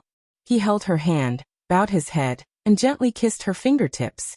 He said tenderly, "I've thought about it carefully. I don't want to delay the marriage any longer. When this is over, let's get married and be together for the rest of our lives." Yin Shirshir opened her eyes in a daze. For a moment, her heart was filled with mixed feelings, and she found it difficult to digest. "Promise me, Don't let your imagination run wild." Yin Shirshir was still in a daze. Mu Yaja suddenly felt a little nervous. "What happened?" He turned her shoulder and looked at her inquisitively. "You don't want to?" Yin Shirshir shook her head. "I just couldn't believe that such a day would come. Trust me, there will be." Mu Yaja kissed her gently and pressed against her forehead. He promised, "There will be." In the underground warehouse, Yu, who had always been a clean freak, gently brushed the dust off her sleeves. Her thin face was calm and composed, without a trace of fear. Outside the iron prison, a few soldiers stared at her with their mouths agape. This child was way too calm. Her face was indifferent and expressionless. If it were any other child, they would probably be wailing in panic by now, wouldn't they? "Hey kid, I didn't know that you're a clean freak." A man couldn't help but tease. Since they were guarding the two children, they naturally let down their guard. Yu glanced at them coldly and asked, "What time is it? Why are you asking about the time for no reason?" "It's 12 o'clock. Chapter 12:11. Muichen turned around and looked at him in surprise. Yu pursed his lips silently. It was not that he had a timer on him, but he had been silently calculating the time in his head ever since he was locked up. Although it was impossible for him to be accurate, it was not far off. In this aspect, his concept of numbers was unbelievably sharp. The man was stunned. He looked down at his watch and was shocked. 11:30 a.m. Not a minute off. The man frowned suspiciously. How did this child know the time so accurately? Could it be thinking of this? He opened the cell door and walked in front of him. He searched him from head to toe, but did not find anything suspicious. The man was even more surprised. Hence he asked, "How did you know what time it is?" Yu said lazily, "I guessed." The man was still skeptical. He felt that there was something fishy, but he could not find any loopholes. He could not help but pat his face. "Kid, I'm warning you. Don't play any tricks. Do you understand? Even if I play any tricks, what can you do to me?"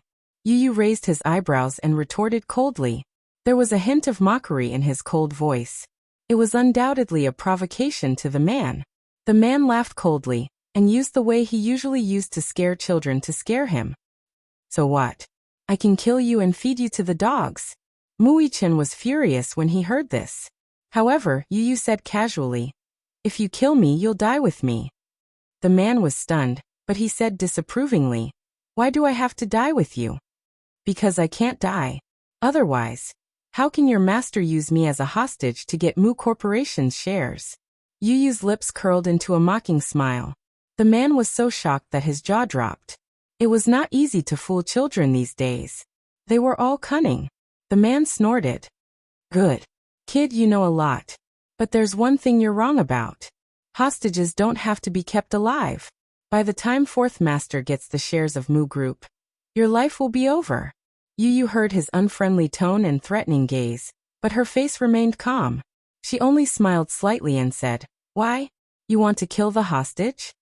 The man was even more shocked in his heart. This little guy looked no more than 5 or 6 years old, but whether it was his temperament or the way he spoke, they were all quite mature. The man smirked. What's wrong? Are you afraid of killing the hostage? So if you don't know your place and keep your mouth shut, I don't mind giving you a taste of my power. Yu raised his eyebrows lazily. His eyes were as cold as stars, but it was as if he was deliberately provoking him. He mocked coldly. Other than threatening to kill the hostage, what else do you have? Aren't you childish? You dash. The man was furious and grabbed his collar. He frowned and said, Boy, you're deliberately going against me. Do you really think I won't dare to beat you? Suddenly, a strange noise came from behind him. The man's attention was attracted, and he was about to turn around to find out what was going on when Yu smirked coldly. What are you laughing at? The man hated his smile. It always made his heart numb uncontrollably and made him feel uneasy. I'm laughing at your stupidity. Yu straightened his back. He had an arrogant and domineering aura. He had inherited Mu Yaja's indifference and arrogance. Chapter 12:12. You're about to die, yet you're still so arrogant. Little brat, you really don't know the immensity of heaven and earth. The man smiled strangely, squatted down, and patted his cheeks. The corners of his lips curled up, and the viciousness in his eyes was like a sharp knife, merciless and bloodthirsty. He tilted his head and looked at him, then frowned and asked in confusion, Little brother, how do you want to die? I can't think of an interesting way to torture you, but you're really an eyesore. What should I do? Haha, who's the one who's about to die? Yu mocked mercilessly. His childish voice carried an aura like that of an Azura. The man was shocked, and then his face became angry. He raised his fist in a frenzy, intending to teach this little brat a lesson. However, before he could punch him, he saw his body stiffen and then tremble violently. Without a sound, a bright-colored tattoo blossomed on his chest like a flower. Ugh! He felt that his chest had been ruthlessly penetrated. He turned his eyes stiffly and lowered his head to look at his chest that had been penetrated by a silenced bullet. He frowned, and before he could understand what was going on, his body swayed and he fell to the ground. The moment he fell, Lisa stood upright behind him. She coldly glanced at the man from the corner of her eyes, and lifted her leg to kick him away. Hindrance. Muichin was shocked. The girl in front of him clearly had the aura of 8 or 9 years old, but for some reason, she had a dangerous aura of death on her body. An aura like that of an Azura. It was said that girls were like a flower. However, if he had to use a flower to describe her, then it would be the red spider lily. The gentleness of a demon. According to legend, the flower that willingly entered hell and was sent back by the demons, but still lingered on the road to the underworld. The demons couldn't bear it, so they agreed to let her bloom on the road to guide and comfort the souls leaving the human world. Beautiful, but deadly dangerous. Xiao Yichen looked at her in a daze. The girl had a beautiful and delicate face, softening the gentle beauty of the East and the deep European bloodline. However, her eyes were empty and cold, but filled with murderous intent, like a war machine that existed for the sake of killing. She had no 7 emotions and 6 desires. Muichen's gaze trailed down and was immediately stunned by her toned and powerful muscles. No wonder he didn't notice when she appeared, even though he was well trained. What kind of cruel and terrifying training did she have to go through to reach such a level? She was like a ghost, silent and without a trace. How did she manage to sneak in without anyone noticing? Muichen glanced at the corpse at her feet with lingering fear. A hint of wariness surfaced on his face. Who are you? Lisa looked at him and walks to him. You, Shu. Lisa glared at him coldly. She put her finger to her lips and silently signaled for him to keep quiet. Big brother, she's my bodyguard, replied the boy blandly. Little Chen. An 8 or 9 year? Just as he was in a mess, Lisa squatted down beside him, aimed the gun at the chains that locked his wrists, and pulled the trigger. Clang. The chains broke. Lisa then broke the chains on his ankles. Muichen's limbs were finally free. Lisa walked to Yu's side and bent down. Chapter 12:13. Muichen stood up and walked out of the cell. His face turned pale with fright. Outside the cell, there were a few cold corpses lying on the floor. Some of them were sitting close to the wall with their heads tilted to one side. Their eyes were wide open and red and white stains were splattered on the wall. Some of them were lying on the floor in a strange posture. Blood was flowing on the floor like a river. They seemed to have been dealt with silently. They did not even have time to react before they died. What was more frightening was that they did not struggle at all. Muichen was shocked. When did this happen? Could it be that these people were dealt with by that girl? He had never seen anyone with such terrifying skills. He was actually able to get rid of more than 10 people in one go without him noticing. Some of these people were well-trained assassins. The rest were Special Forces soldiers with extraordinary aptitude in the military. Special Forces soldiers. What kind of concept was that?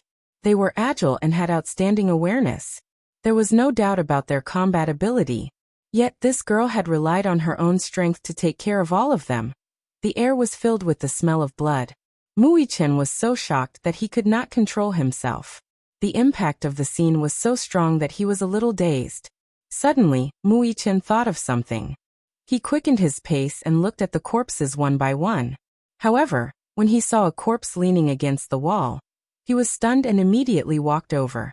The man leaning against the wall had a hideous and terrifying scar on his face. His expression was one of terror. His eyeballs were bulging and there was no sign of struggle. Obviously, he was dealt with in an instant. Muichen looked at him deeply. There was a hint of pain on his face. He suddenly raised his hand and covered his eyes with his trembling hand. He felt a little sad and pain in his heart. "I'm sorry." His lips trembled slightly as he uttered these 3 words. In fact, in his world, there was a clear distinction between good and evil. There was a clear distinction between right and wrong. Initially, he was filled with hatred and contempt towards this man.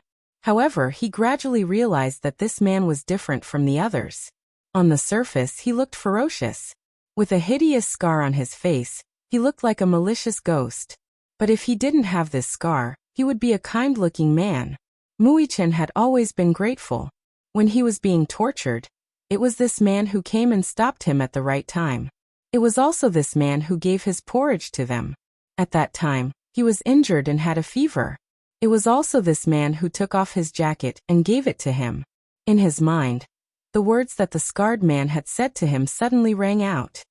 "I don't have any other intentions towards you. I just feel that there's still some conscience in my heart that I can't get over." Suddenly, images flashed before his eyes. The knife-scarred man was sitting outside the iron prison. When he looked at him, there was a trace of genuine tenderness in his eyes. "I have a daughter too.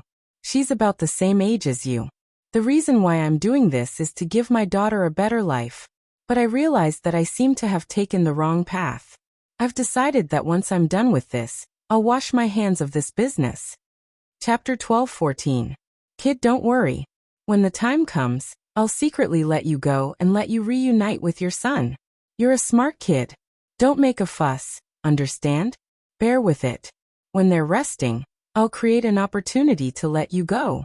Muichen stood up slowly and gave him a solemn military salute. Shaoichen? At this moment, Yu had also been unchained and walked over. "Hurry up and leave. Someone will be here soon. We won't be able to leave."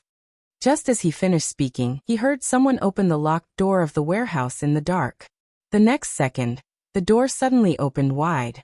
A wave of fully armed soldiers walked in with their guns raised. The lights in the warehouse were instantly turned on. The leader of the soldiers walked in. However, when his gaze fell on the corpses all over the floor, he was stunned. "What's going on?" he shouted, but no one responded. The people who were assigned to guard the warehouse had all been killed by Lisa, so no one responded. His eyes widened in shock as he slowly looked around. All 12 of them had been killed without a sound. The scene was very clean. There were no traces of a struggle at all. He widened his eyes in disbelief. His eyeballs were about to pop out of their sockets. He raised his head and looked at the three children. Complicated and bewildered emotions flashed across his face. Then, a cold glint flashed across his eyes. Could this be the work of the three children? Lisa shielded you behind her. Mui-chan also looked at them cautiously. Hold them down. The man ordered sternly. Lisa said coldly, I'll cover you. You guys retreat. Mui-chan did not say anything. He grabbed Yu Yu's arm and ran toward the back door. There was an iron gate that was originally tightly sealed. However, no matter how intricate the lock was, in Lisa's hands, she could pry open 20 locks in a minute while blindfolded. It was completely vulnerable. The man was shocked and shouted, Catch those two children, don't let them run away. One of the soldiers raised his pistol and aimed at Mui-chan's calf. However, Lisa was one step ahead of him. She raised her gun and fired.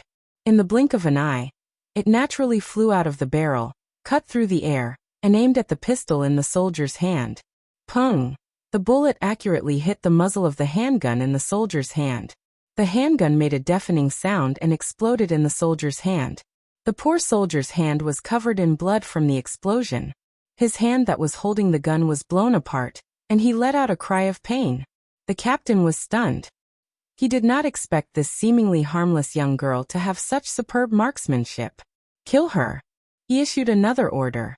However, the girl suddenly put away her gun and pulled out a short dagger from her waist belt. Her figure flashed, and her nimble figure rushed into the crowd like a ghost. She raised the short dagger in her hand. Under the light, the short dagger shone with a cold and deadly light. Poof! A line of blood splattered. The captain who was giving orders just now was the first to have his neck slit by her. In just a moment, his face was hideous. He held his neck and fell to the ground. The others were even more shocked. However, they reacted quickly and aimed their guns at her. Chapter 12:15. Along with the miserable cries that rose and fell one after another, a few people in the crowd actually fell down sparsely. Shoot her! Shoot her! Someone screamed as if he had seen a ghost. The next second, a cold blade was pressed against his neck. In an instant, his flesh was exposed, and hot blood splashed onto the others. Lisa was a famous melee killer. Her attacks were fast, accurate, and ruthless, leaving no room for maneuver. Often, when these people were still aiming, their necks would be slit. Once she attacked, the result would be fatal. Shoot! Shoot! However, before he could finish his sentence, a series of orderly footsteps came from behind him. So many people bullying a child. Child abuse? Interesting. A bright voice suddenly sounded in the empty underground caisson. There was a hint of cynicism in his tone. Everyone felt a chill run down their spines and stood up abruptly to look around. They turned around and looked back and forth, but they didn't find any unfamiliar figures. Everyone looked at each other, obviously not knowing where the voice came from. At this moment, a poof sound was heard, and the sound of a silenced gunshot echoed in the silent warehouse. In the crowd, the man who was aiming at Lisa and was about to shoot fell to the ground. The bullet hit him in the middle of his eyebrows, and there was a hole with blood flowing out. Everyone's faces were filled with shock, and they became even more solemn. Everyone present was an elite Special Forces soldier, and each of them had extraordinary skills. However, someone actually broke through the guards outside the caisson and broke in. What was infuriating was that at this moment, he was like a ghost shadow, lurking in a place they did not know, and could easily take their lives. One of the soldiers shouted angrily, "Who is it? Come out." The voice replied lazily, "What a bunch of good-for-nothings." The ghostly voice gradually approached, and it was almost next to the person's ear. The soldier's body stiffened, and he subconsciously wanted to turn around, but a pair of hands mercilessly climbed onto his shoulders. In the blink of an eye, his throat was tightly gripped, and Jie stood beside him with a smile, holding Colt tightly with one hand, and pressed it against his temple. He whispered in his ear, "I'm here." Who are you?" Anjia smiled gently and raised his head proudly. He recited his impressive opening speech as if he was reciting a book. "I am the Mercenary Paradise's chief commander, Master Anjia, who is loved by everyone, who is loved by everyone, who is loved by everyone, who is loved by everyone." Bang! A gunshot was heard. His head instantly exploded. Before the poor soldier realized what was going on, he fell at Angeli's feet. You dare to be arrogant with me when you're only at this level? Anjia raised his head lazily and warned the group of people who were ready to make a move. Don't take advantage of a hero, or your head will explode. Just as he finished speaking, a man swiftly took out a pistol and pointed it at Anjia. However, before he could raise his hand, another gunshot rang out. The man fell heavily to the ground, his head bleeding profusely. It was as if the Grim Reaper was just around the corner, and as long as he stretched out a finger, he would be dead in the blink of an eye. It turned out that there was more than one person. Looks like there's another powerful sniper. Anjia looked at the body on the ground and sighed. Didn't I tell you not to move? Bullets don't have eyes. Chapter 12:16. You retreat first, leave this to me. Lisa turned around and left first. In a flash, the special forces that rushed in quickly surrounded Anjia and aimed their guns at him. However, no one dared to be the first to shoot. Anjia lit a cigarette absent-mindedly and cast a sidelong glance around. Red Sparrow, I'll leave the rest to you. At the door, Red Sparrow was fully armed and slowly walked in. She played with two tri-edged bayonets in her hands with a cold sneer on her lips. With a wave of her hand, a silver light flashed and the bayonets mercilessly cut open the necks of the surrounding enemies. She quickly unfolded her windbreaker and turned around, bending over to block the spurting blood for Anjia. With a gloomy gaze, she looked around and ordered in a low voice, "Go!" In an instant, the warehouse was lit up. A few figures rushed in as Red Sparrow's subordinates kicked open the door and barged in. Vermilion Bird leaped into the crowd. Thunder turned around, and the dagger in his hand spun rapidly in his palm. It was as if the dagger in his hand was spinning at an extremely fast speed. In an instant he sealed their throats. Vermilion Bird spread his arms and spun around, and several people fell to the ground. Even small shrimps are so arrogant these days, forming gangs and forming gangs. How dare a few big men bully a child? You made me waste my vacation on you. Anjia threw a left hook and knocked down two men. He stomped on them and cursed seriously. I worked hard for a year and finally got a vacation. Give it back to me. Give it back to me.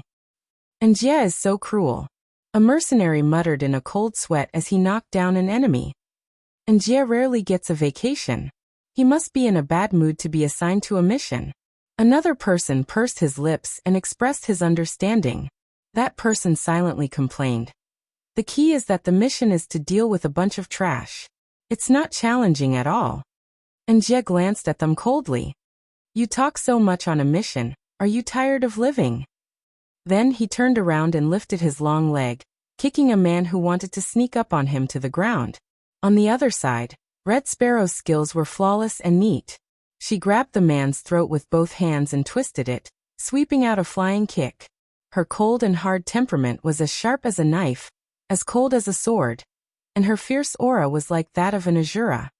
Anjia is still so ferocious. It's quite scary. Anjia's partner, Luca, walked in with his arms crossed. He casually looked around and clicked his tongue in amazement. Then he saw a man in black flying towards him. He calmly dodged the attack. The man howled in pain on the ground, struggling to hold his abdomen as he rolled around. Luca calmly stepped on his head and ravaged it mercilessly. As he did so, he said lazily, "Don't you know that China has a law protecting minors? What kind of man is he to bully two children?" Bang! Bang! Bang! The sniper sounds hidden in the darkness rang out one after another in the silent basement. The sound of bullets piercing through hearts like meteors, accompanied by the sound of people being shot, rose and fell one after another. These weaklings aren't even enough for me to play with. Luca used his hand as a knife and knocked one of them unconscious before kicking him to the side. He then whistled at Anjia. "Don't go overboard. It won't be fun if you make a big commotion." It was inevitable that the government would be alerted and escalate to an international incident. Then it would be meaningless. Chapter 12:17. How dare you interrupt my vacation? Go to hell. His attacks were vicious and ruthless, even mercilessly aimed for the man's groin. Luca and Vermilion Bird's faces darkened as their eyes twitched. The country's special forces were indeed famous, But when they met Mercenary Paradise's two trump cards, Vermilion Bird and Angia, they were, at best, small fry. In the blink of an eye, the ground was littered with people. Angia, on the other hand, was still venting his anger mercilessly. Get up! Did I make you fall? Angia picked up a pitiful man and pinched his philtrum with a smirk. He then executed a beautiful 1-inch punch with both hands. After a few punches, the man let out a few intense cries and fainted. You can't even take a beating. Is that all you've got? You can't even withstand my gaze. Angrily, Angia cupped his fists and ruthlessly kicked the lower bodies of the men on the ground. Luca covered his eyes and shuddered in fear at the sight. It was too brutal. When Angia was vicious, he was practically a murder weapon. Hence, when Vermilion Bird and Angia's other team arrived at the scene, they had already cleaned up the place. The people had already been cleaned up, and those who remained were either dead or injured. It was a tragic sight. Everyone's eyes twitched violently. Could it be that they rushed here fully armed just to collect the corpses? ===. It seemed that they, the corpse collecting team, had nothing to do with this. Where's Yun Tianyu? Luca walked over and asked Angia. Angia replied. Lisa covered them as they left. We'll gather at the bridge entrance in 20 minutes. Then let's leave too. Lisa covered Yu and Muichen as they got into a car. Muichen's heart was slightly at ease when he got into the back seat. He raised his head and asked quizzically, Yu, who is this girl? Lisa glanced at him from the corner of her eyes, her gaze cold. Along the way, she kept a cold face and did not say a word. If not for her flesh and blood, and the warmth of her body reminding him that she was a living person, Muichen would really doubt whether she was a human or a robot. Yu said, This is my bodyguard. Death guard. Muichen's eyes twitched. He naturally understood what a death guard was. Most of the death guards were assassins and mercenaries who secretly protected their employers. If necessary, they would even sacrifice their lives. It was a rather cruel profession. However, he never thought that this girl would be a death guard. She was still so young. Muichen would not have believed that such a young child could become a death guard if he had not seen her terrifying skills with his own eyes. Muichen looked at her with a complicated expression before shifting his gaze to Yin Tianyu. There were too many mysterious things about his younger brother. He wanted to probe further, but he could only wait patiently for the day when Yin Tianyu would confess his identity to him. But now he could not wait any longer. Hence, Muichen said in a deep voice, Yu, there's something that I want you to give me an answer to when we get home. What answer? Your identity. Yu was stunned.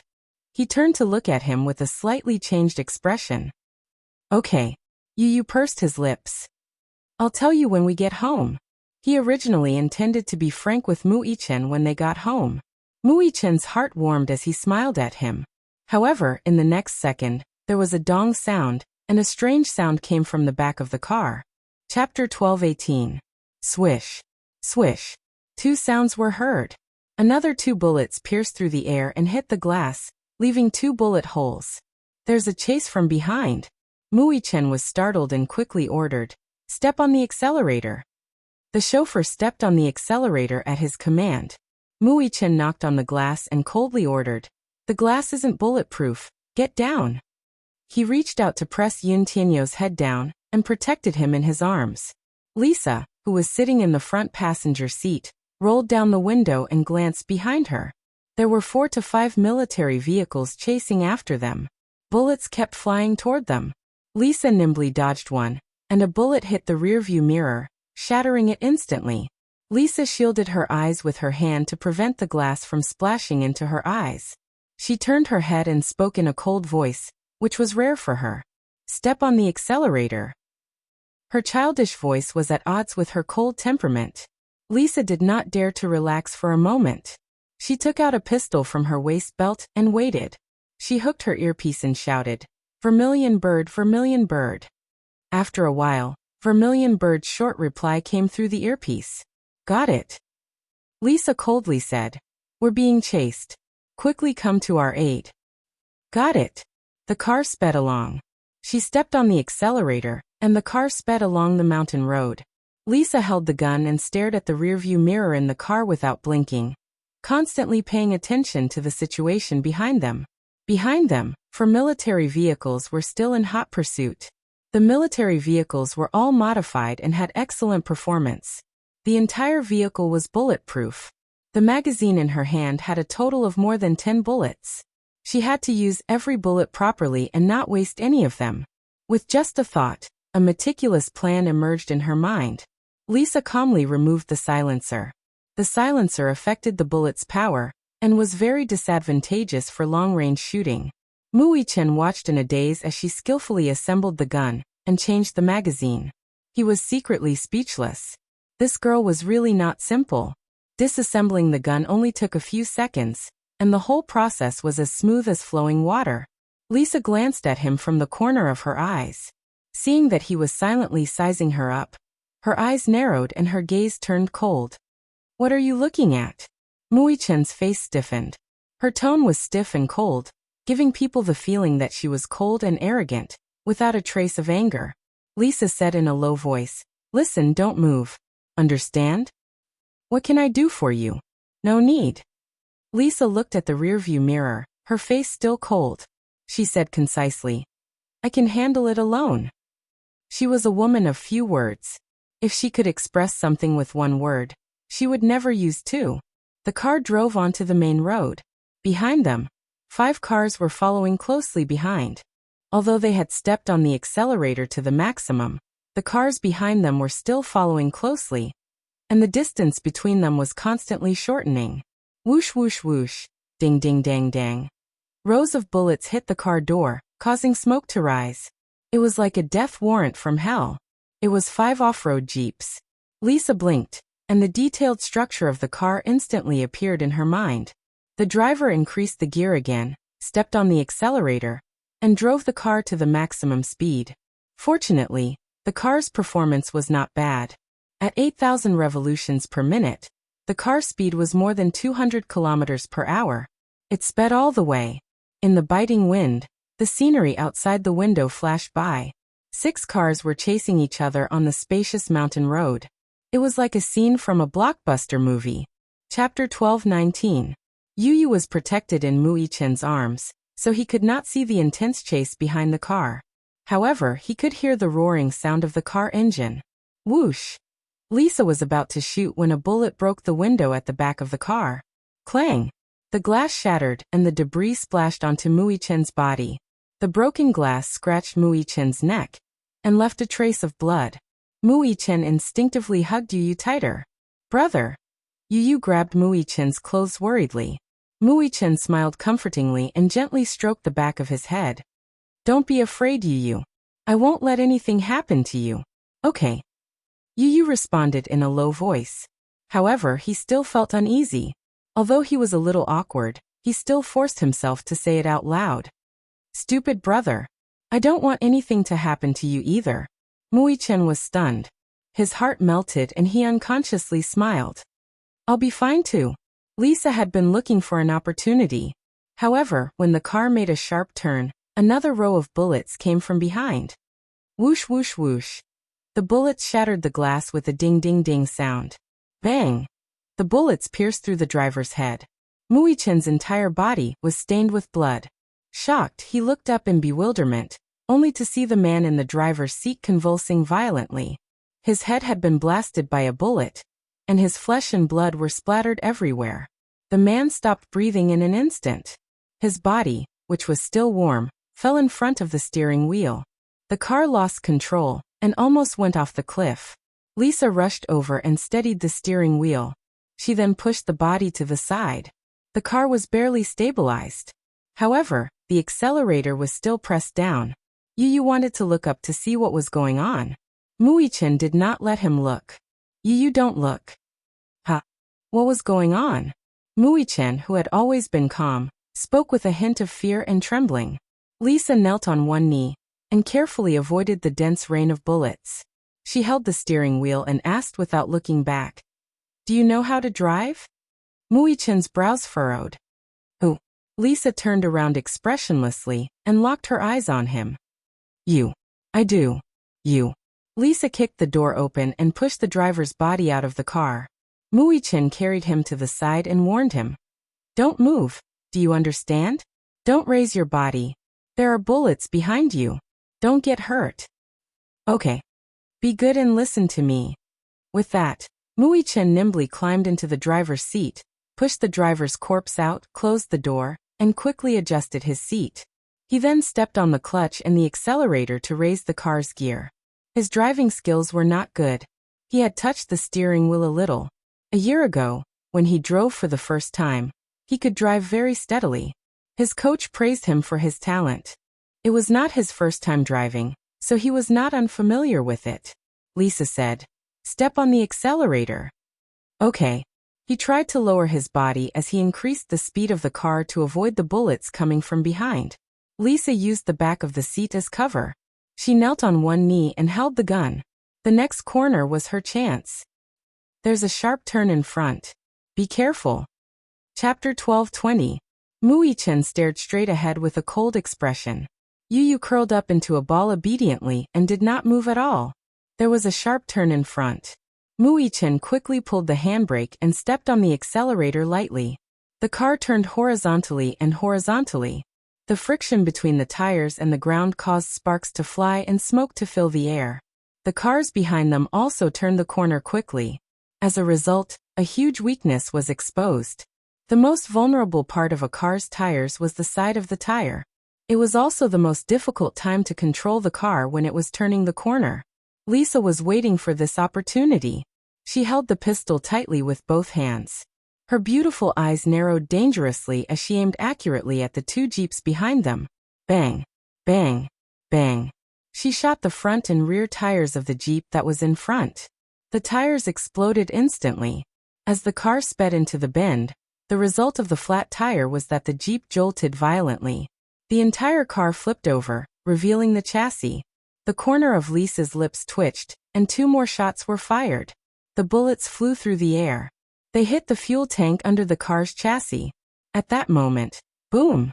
The car exploded and turned into a ball of fire. The flames soared into the sky. A wave of fire surged over, and a tremendous force of impact swept over with an earth-shattering momentum. Muichin felt a burning sensation on his back. A gust of searing heat rushed up and brushed against their backs. Lisa's hair was flying wildly. She squinted her eyes. She had used 4 bullets and had 6 bullets left. Muichin turned the corner and stepped on the accelerator. The jeep that was hit by the explosion of the fuel tank lost control and crashed into the cliff wall. The cars behind them were obviously unprepared. The two cars collided and kissed each other intimately. At that moment, it was too late for the car to make it in time. The jeep that was almost burnt to ashes flew for tens of meters. Then the two cars rolled all the way and broke through the guardrail at the same time. They flew out of the cliff. The 3 cars behind hurriedly braked, passed the burning wreckage, and continued to chase after them. Lisa sat in the car and changed the magazine. Muichin glanced at her from the corner of his eye, and was shocked to find a trace of blood on her cheek. "Are you hurt?" Lisa looked up coldly at him, but didn't say anything. She just quietly counted the equipment. In fact, the blood on her face was not her blood. However, she did suffer a small injury just now. Amidst the dense rain of bullets, a bullet grazed her headset and grazed her neck, causing a graze on the side of her neck. There was some blood. It was just a minor injury, not worth mentioning. For an assassin who had walked out of a bloody corpse, this kind of injury was nothing to her. Unfortunately, the radio headset was destroyed by the bullet. As a result, they lost contact. "Are you all right?" Muichin asked worriedly. Lisa didn't even look at him. She lowered her head and quietly inserted the bullets into the magazine. Her movements were smooth and fluid. In a few seconds, she was done with the equipment. Muichin held the steering wheel tightly and secretly sized her up. This girl gave off a cold vibe. She was as cold as death. Other than a murderous aura, there was no sign of life at all. In his heart, a trace of heartache flashed past. Chapter 12:21. In his mind, an 8 or 9-year-old girl should be naive and innocent. She should have a bright and gentle smile all night long. She should be playful, like a little bird.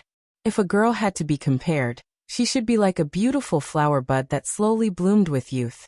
She, on the other hand, was like a sharp knife, cold and stern. Whether it was her eyes or her voice, there was no warmth at all. Muichin couldn't help but be distracted for a moment. The car swayed a little. Lisa looked up sharply and looked at him. "What's wrong?" "Nothing." "Drive properly," Lisa said again. Her cold and indifferent tone was like an order that couldn't be disobeyed. His tone was as stiff as his instructor in the special training camp, meticulous. She was so young, but she spoke with a little accent. Lisa looked through the rearview mirror and suddenly ordered, "Slow down." "What?" "Slow down," she repeated again. Muichin was a little confused. The car was rushing forward and it was too late to shake off the three cars. It wasn't easy to get rid of them, but now she wanted to slow down. What was she thinking? "Are you crazy? If we slow down, they will catch up again. We can't slow down." Lisa narrowed her eyes. "Don't doubt my words. Slow down. You." Muichin was at a loss for words. "Listen to me. I will guarantee your safety," Lisa said righteously. Muichin's knuckles turned white as he held the steering wheel. Beads of cold sweat seeped out of his forehead. "Why? Are you scared?" Lisa said coldly, "If you are, I will drive." Muichin pursed his lips. "Scared? You must be joking." He was born in the military and had experienced life and death situations. Why would he be scared? Yu suddenly said, "Brother, I believe her. We will listen to her." Yu's thoughts were simple. Although Muichin and Lisa had undergone hellish training, the two of them were different. Muichin's training was mostly about simulated battles, but Lisa had experienced countless actual battles. Her experience was obtained by shedding blood. In terms of experience, Lisa would not take the risk if she did not have absolute confidence. Muichin gritted his teeth. "All right, I'll listen to her." As soon as he finished speaking, his eyes turned sharp. He suddenly stepped on the clutch, lowered the gear, and braked slightly. The three vehicles quickly caught up and fired at him from behind. However, they seemed to have some misgivings. If they could capture him alive, they would not hurt him. Therefore, the bullets were sparser than before. Yu remained motionless in the corner. He had never felt that death was so close to him. It was so close that it felt like it was only an inch away. One of the jeeps stepped on the accelerator and caught up with them. When it reached the side of their car, it crashed into them with a loud bang and forced their car into the middle of the road. The friction between the metal plates caused sparks to fly everywhere. There was a commotion in the car. Lisa said, "Step on the accelerator." Muichin tried his best to stabilize the car and stepped on the accelerator. Lisa looked out the car window. The jeep was right next to them. The window rolled down and a man who looked like a soldier shouted angrily at them, "Stop the car! Stop the car!" However, the next second, the man was stunned. The car that they had chased for so long without being able to catch up with was actually driven by a 7 or 8-year-old child. They were dealt a heavy blow. Chapter 12:22. So powerful. "Hit him," Lisa said. Muichin quickly turned the steering wheel and hit the jeep. The two cars collided and rubbed against each other. Muichin turned the steering wheel again.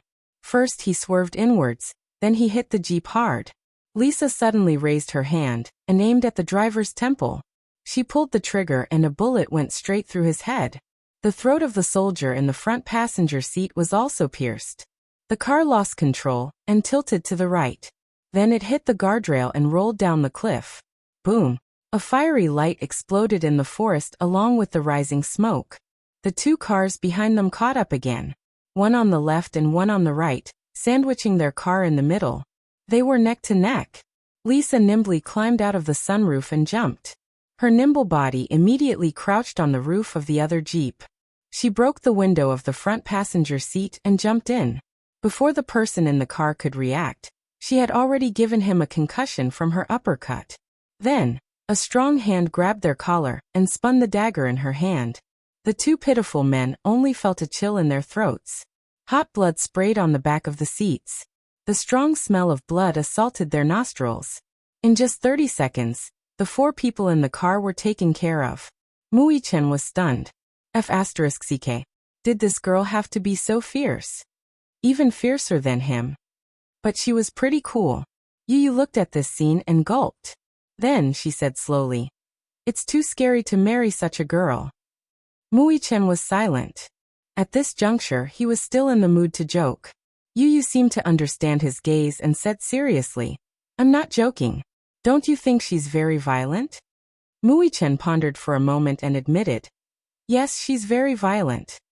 Not only was she violent, she was very violent. Yu Yu said, "Violent girls are very scary." Why did he feel that Lisa was very cool? "I still prefer girls who are gentle and cute like my mommy," Yu Yu said softly. Mui Chen was even more silent. Did this kid have an Oedipus complex? This is not an Oedipus complex. Yu Yu seemed to have seen through his doubts and said seriously. Mui Chen felt that he had lost. This kid, did he have the ability to read minds? While Mui Chen was cursing inwardly, the girl had already gotten into the driver's seat. She took control of the Jeep, turned the steering wheel, and slammed it into another Jeep. It was as if they were going to perish together with the enemy. Mui Chen's heart skipped a beat at the sight. She couldn't be thinking of perishing together with these people, could she? He suddenly had an inexplicable worry in his heart. Lisa controlled the steering wheel tightly. She stepped on the accelerator fiercely and slammed into the Jeeps, but with an overbearing aura. Bam! Bam! Bam! There's a cliff in front. Be careful. Yu Yu suddenly reminded him. Mui Chen looked ahead and saw a straight 90-degree bend not far away. Beyond the railing was a cliff. He suddenly understood what Lisa was trying to do. She was going to hit the last Jeep off the cliff. Chapter 12:23. However, they seemed to have forgotten that Lisa's car was the same as theirs. It had been carefully modified and was bulletproof. The bullets that hit the car were light and harmless. Mui Chen's car sped up and quickly turned the corner. Lisa stepped on the accelerator and had no intention of braking. She drove the Jeep in front of her out of the cliff. Bang! The two cars sped out of the fence. The moment the car left the ground, Lisa quickly kicked open the door and jumped out of the car. She landed nimbly on the ground. The two cars flew a few meters in the air one after the other. Then, they crashed down the cliff. The cliff was tens of thousands of feet deep. It was not an exaggeration to say that they would be smashed to pieces if they fell down. A few seconds later, there was an earth-shattering explosion from the depths of the cliff. The fire almost lit up the entire valley. The deafening sound of the explosion echoed throughout the entire valley. Amidst the strong wind, she stood at the edge of the cliff. Her hair danced in the wind. Even though she was covered in blood, it did not affect her aura at all. Mui Chen stopped the car by the cliff. When he got out of the car, his hand was already covered in cold sweat. Compared to simulated battles, a real battle was very cruel. In simulated battles, there was still a chance to salvage the situation if there was a mistake. However, in a real battle, if one made a wrong decision, it would be exchanged for a bloody lesson. Mui Chen and Yu Yu got out of the car and ran quickly to Lisa. When they saw that she was covered in blood, they were shocked. They thought that she was injured. "Art, are you okay?" he asked with concern. His face was anxious. Lisa glanced at him. Her lips were extremely cold. "I'm still alive." She gave a concise reply and walked towards the car with a blank expression. Her style of speaking was so cool. Mui Chen muttered in his heart. This girl's ability was indeed not to be underestimated. He trusted the right person. Lisa walked to the front of the car. Just as she was about to get in, her sharp ears caught a slight oddity. She lowered her body and saw that there was already a pool of oil on the ground. Mui Chen's car had made a sharp turn just now and hit some gravel on the ground. The gas tank was damaged. Lisa frowned slightly. The car's fuel tank was broken. It seemed that it couldn't be driven. She took her equipment from the car and carried her combat bag. Then she turned around and said, "Follow me." "Oh." Yu Yu immediately followed him. Mui Chen chased after her. "What's wrong? The car can't be driven?" "Yes, it's leaking oil." "Oil spill." Mui Chen was taken aback. Thinking back, he seemed to have accidentally crushed a very large rock in his panic. That rock was very sharp, and he was afraid that it had scraped the fuel tank. "What do we do now?" "Let's go back." Lisa raised her head, raised her thumb, and gestured towards the Big Dipper in the night sky. She then pointed into the distance. "That's north. Keep going north and meet up with the company. Muichen nodded. The mountain road stretched for thousands of miles to the west. If they wanted to reach the rendezvous point, they would have to pass through a forest. If there were no accidents, they would be able to reach the rendezvous point by dawn. Lisa turned around and looked at Yu. Can you walk? Yes, I'm fine. Only then did Lisa turn around and continue walking forward. Muichen felt that he had been left out. Chapter 12:24. Just as they entered the forest, they saw the headlights of cars not far away. Honk, honk, honk. Rows of military vehicles hurried past the shadows of the trees on the mountain road, causing the earth to tremble. In a secluded thicket, 3 figures were carefully hiding. Lisa peeked through the gaps between the branches and watched the well-trained troops rush toward the east. It was only when the vehicles were far away that Muichen's anxious heart relaxed, and he heaved a sigh of relief. It's not Vermilion Bird's team. Lisa had originally arranged for Vermilion Bird to meet her, but it seemed that this group of people was Mu Lianjue's men. Her wireless earpiece was broken, and she had lost contact with Vermilion Bird. It seemed that she could only rely on herself to reach the rendezvous point. She turned her face, and her thin lips inadvertently brushed across Muichen's fair cheeks. Startled, Lisa looked up, only to see Muichen looking at her calmly. She could not help pursing her lips. The two of them were very close, intimately clinging to each other. Lisa could even clearly hear his scorching heartbeat in his chest. Every beat was powerful. She moved back discreetly, but he held her back with one hand. She could not move an inch. Be careful. The leaves rustled in the wind. The last car passed through the mountain path and gradually disappeared into the distance. Everything returned to normal. What followed was a deathly silence. No one had the tacit understanding to break this silence. Muichen's lips curled up slightly as a sharp dagger was pressed against his waist. Lisa coldly ordered, "Let go of me." She was not used to being touched by anyone, not even a finger. This was her taboo. To Lisa, her only target of protection was Yin Tianyu. Other than Yu, others were not within her scope of protection. Muichen could not help but smile. So fierce? If I don't let go, will you really take action? Lisa did not deny it. I don't deny that I have such a plan. All right. Why don't we give it a try? Muichen's hand, which was on her back, suddenly pressed down on her waist. Lisa was caught off guard and threw herself into his arms. She used all her strength to press down on his body. The side of the forest was a high slope, and the two of them rolled down the slope. A burst of dizziness and chaotic breaths connected. Lisa felt a sharp pain in her waist, as if she had broken a small sapling on the hillside. She raised her head and looked at Muichen's cold expression. She watched as his expression gradually changed from cold to playful. A sense of dizziness followed, and the two of them were still rolling on the hillside. Lisa tried to push him away, but it was futile.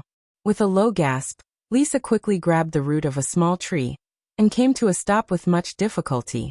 Lisa's eyes flashed. With a carp flip, she sat on top of him and gripped his throat tightly. With a spit, she spat out the grass in her mouth and coldly said, "Do you want to die?" Yu walked down the hill and glanced at the two helplessly. "You two have such good stamina. Even now, you still have the leisure to flirt." == His words would not stop until they shocked everyone to death. Lisa. Muichen. Don't waste your energy. Otherwise, you won't be able to walk out of this forest tonight. Chapter 12:25. Yu's physique had always been weak.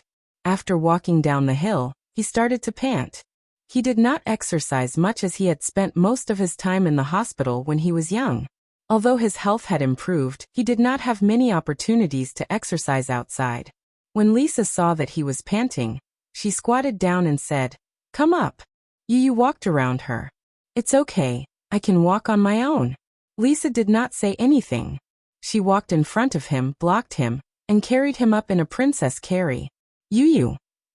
Lisa was a head taller than Yu, and her physique was also more muscular than his. Her arms were well proportioned and beautiful, having been trained in over 100 battles.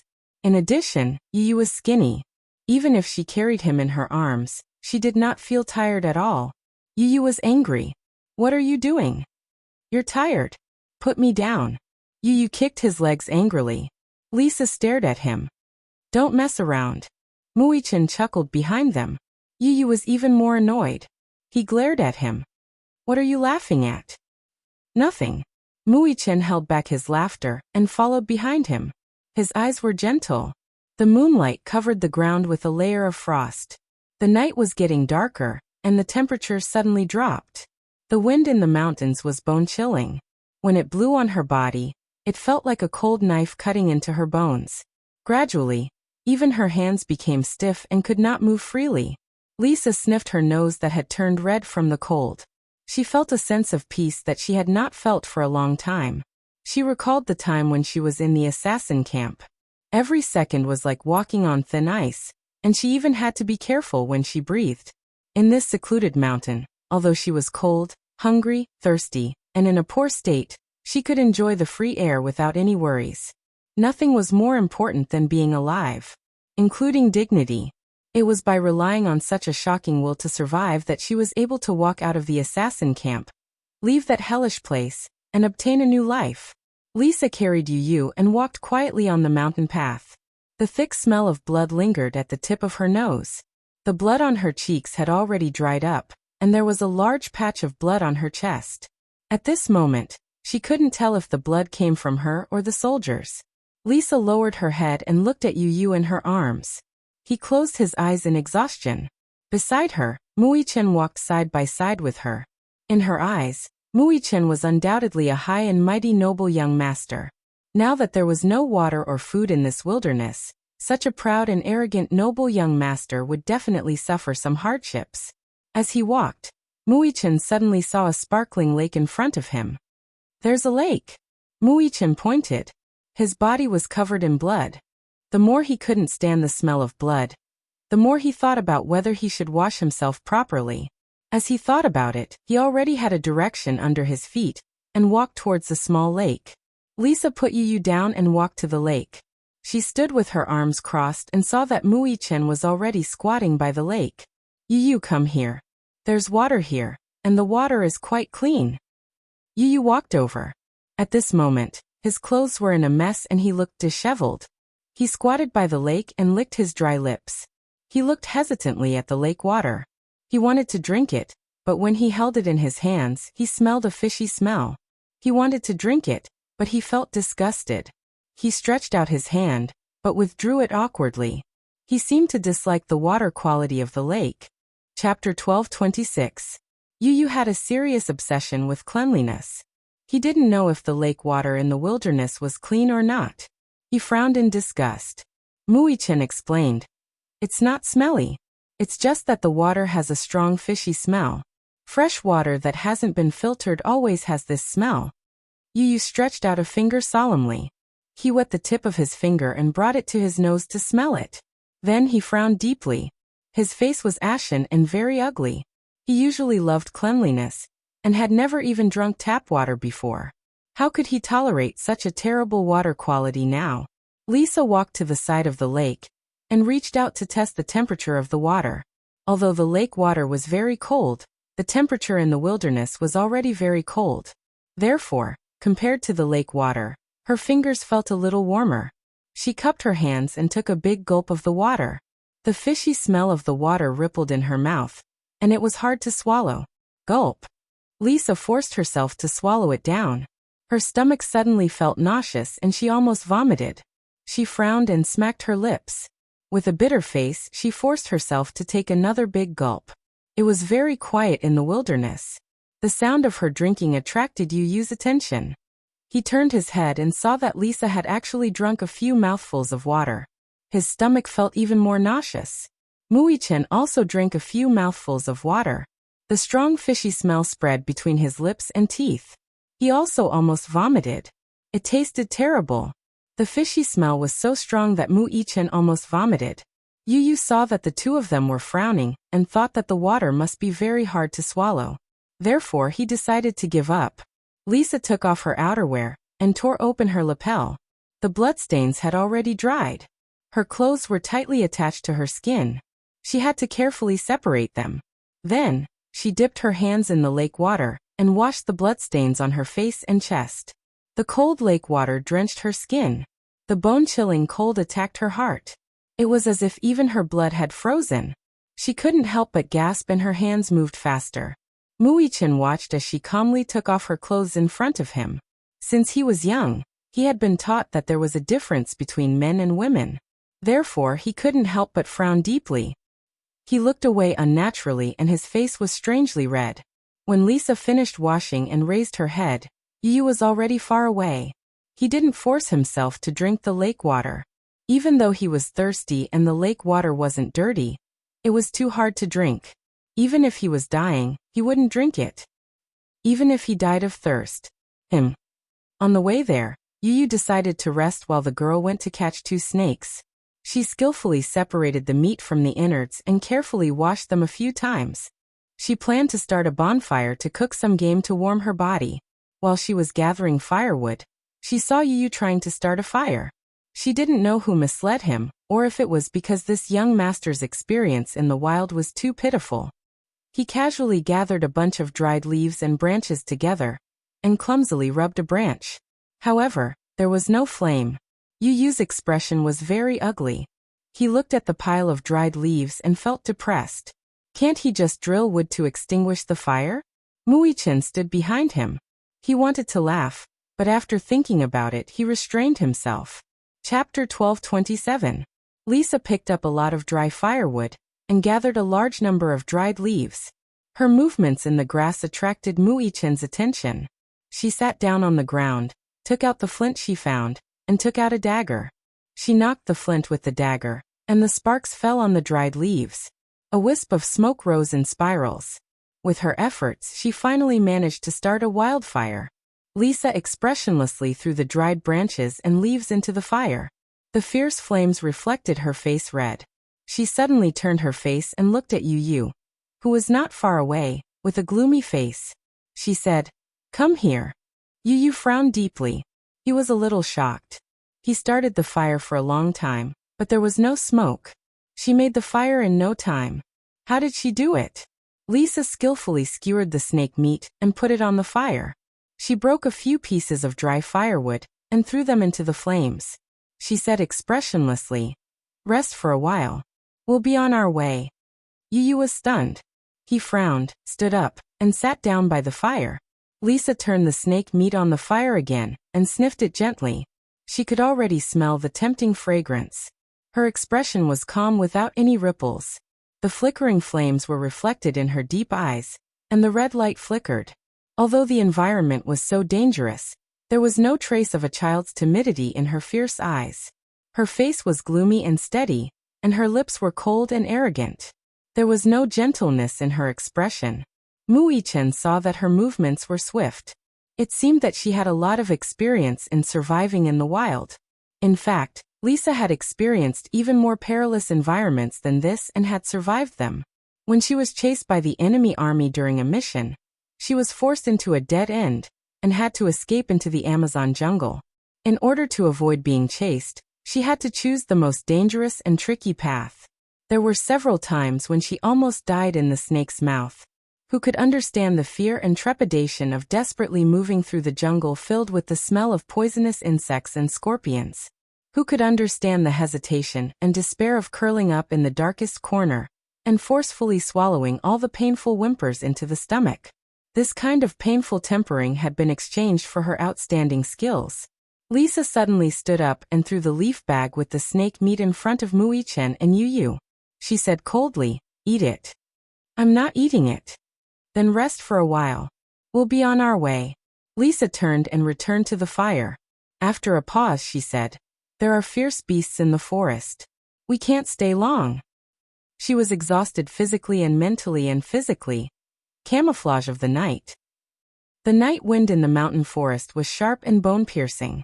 Wolf howls could be heard from afar from time to time. Looking from afar, it was a vast expanse of whiteness.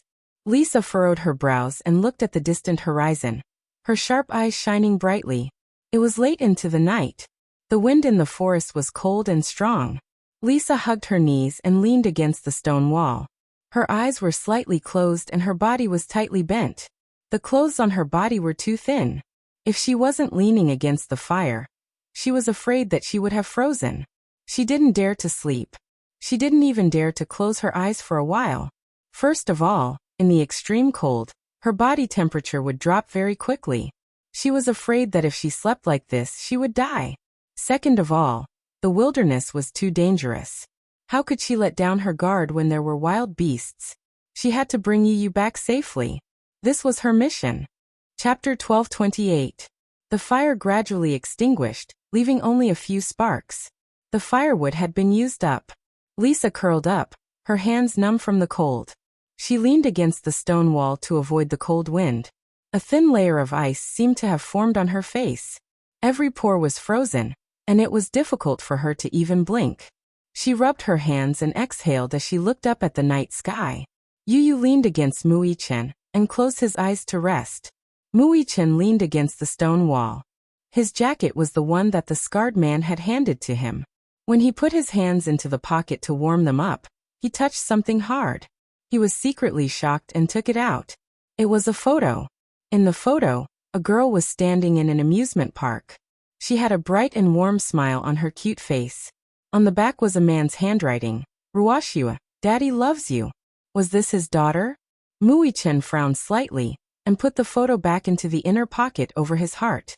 He turned around and glanced at Yu. At this moment, he was quietly leaning against him, his head resting on his shoulder. The wind lifted up his ink-black hair, brushing past his pale and thin face, entangling with his eyelashes. He looked a little weak, dispirited, and lifeless. He had to hurry. If he stayed here any longer, he might freeze to death in the wilderness. When the new sun slowly rose in the east, Lisa picked up a pile of leaves and carefully buried the traces of the dry fire. With the help of the sunrise at dawn, she vaguely determined the direction. With her good sense of direction, she slowly walked towards the north. Muichen carried Yu on his back and followed closely behind. In the depths of the forest, the light of dawn pierced through the shadows of the trees. On the treetop, a cobra spat out its dark red tongue menacingly. The bullet pierced through a dark green leaf, and smoke rose into the air. Under the shade of a huge tree, Lisa tilted her head and looked at the cobra that had been accurately shot in the head. She played with the colt in her hand expressionlessly. She picked a few fruits from the tree and took a bite. The sour juice spread in his mouth. She threw it away with a ba sound. The fruit wasn't ripe yet, so eating it would upset the stomach. Muichen looked at her. She was wearing a camouflage combat uniform, and her figure shuttled through the rainforest nimbly. She was like a cute and wild cat. She climbed up the tree and suddenly saw the colorful plants around her. She couldn't help but stretch out her hand and play with them. The corner of her mouth couldn't help but reveal a charming smile. He was actually laughing. Muichen's eyes glinted. He actually saw a rare smile on her face. She was so beautiful when she smiled. Lisa's face softened with the mystery of the East and the delicacy of European descent. When she didn't smile, she was noble and cold, like an insufferably arrogant queen who looked down on all living things. When she smiled, there was a hint of gentleness unique to Eastern women. Her eyebrows flowed with charm, charming all living things. The new sun slowly rose from the horizon. In the morning light, the depths of the forest were dark and damp. The smell of poisonous insects and wild beasts filled the forest, one after another. A poison dart frog was perched not far away. Its pair of dull eyes stared at the girl on the tree trunk. From time to time, its stomach would swell and it would let out a strange croak. Chapter 12:29. Lisa hugged the huge combat bag and climbed to a higher place. The smell of the wild was humid and pungent. Mist lingered around the lake. A spearhead viper was coiled on a branch, and its heavy weight made the branch droop. It seemed to have smelled something tempting. It raised its triangular head high, and its vertical pupils focused, gathering a bloodthirsty murderous aura. A dark streak of shadow rushed over. Lisa quickly waved her hand and grabbed the spearhead viper's throat. She raised her eyebrows slightly, as if she was very dissatisfied with its sneak attack. She reached out and stroked its head. The spearhead viper suddenly opened its bloody mouth, baring its sharp fangs. Lisa's cold eyes met with it. Her gaze narrowed, and her two hands tore the spearhead viper apart. Blood and flesh splattered on the ground, and the corpse was thrown heavily into the grass. A group of ants was ready to move, and they gathered around the body of the spearhead viper. She picked a few ripe wild fruits from the tree and handed them to Muichen and Yu. Eat. Muichen glanced at her, and then took the fruit from her hand. He wiped the dew and mud on the fruit on his clothes and took a bite. It was sour, bitter, and astringent. He frowned. Yu also took a bite, and closed his eyes because of the sourness. The taste was really indescribable. Lisa sat beside him, picked up a wild fruit, and took a bite. She swallowed it calmly. Her body was exhausted, and her stomach was already empty due to the high-intensity battle. So she had to pick some wild fruits along the way to fill her stomach. What time is it now? Yu asked. Lisa looked up at the sky and then said, 5 o'clock in the morning. Let's continue. Yu stood up. We have to get back before 10 o'clock. I'll carry you. Muichen walked forward and said. Yu waved his hand. No need. I can walk by myself. As he spoke, he stubbornly propped up his tired body and walked in front. Muichen's heart ached. He hurriedly walked forward and carefully protected him. In the hospital ward, Mu Wanru was shot in the abdomen. After emergency treatment, she was transferred to the ward for observation. Only then was she out of danger. At this moment, she was lying quietly on the bed, with tubes all over her body. Her face was sickly pale, and she was still unconscious. At dawn, her eyelids trembled and she finally woke up. However, the moment he woke up and opened his eyes, he was shocked by a black shadow sitting on the edge of the bed. That black shadow sat silently by the bed with his back to the window. Against the light, she couldn't see his face at all. She could only feel the cold air emitting from his body. Mu Wanru screamed in shock, breaking the long silence in the ward. Ah! In the next second, the lights flickered and the ward lit up. Mu Lianjue's expressionless face came into view. When she finally saw who was sitting on the edge of the bed, her face twitched violently. She finally heaved a sigh of relief, but she was still frightened by his gloomy face. Her heart skipped a beat, and she felt a little suffocated. She did not know how long she had been unconscious, but when she finally passed the critical period and woke up in a daze, she could not help feeling nervous when she saw his gloomy face. What happened? Why did he look like this? What exactly happened? He coldly said, Humph, you're finally awake. Chapter 1230. Fortunately, Muichen was distracted for a split second and opened fire. The bullet penetrated her abdomen, but even so, it almost took her life. Mu Wanru's whitewashed lips trembled. Her heartbeat quickened at his unfriendly tone. Fourth uncle, why do you look so terrible? Did something happen? He snorted coldly and ignored her. Just 2 hours ago, he received a report from his subordinate.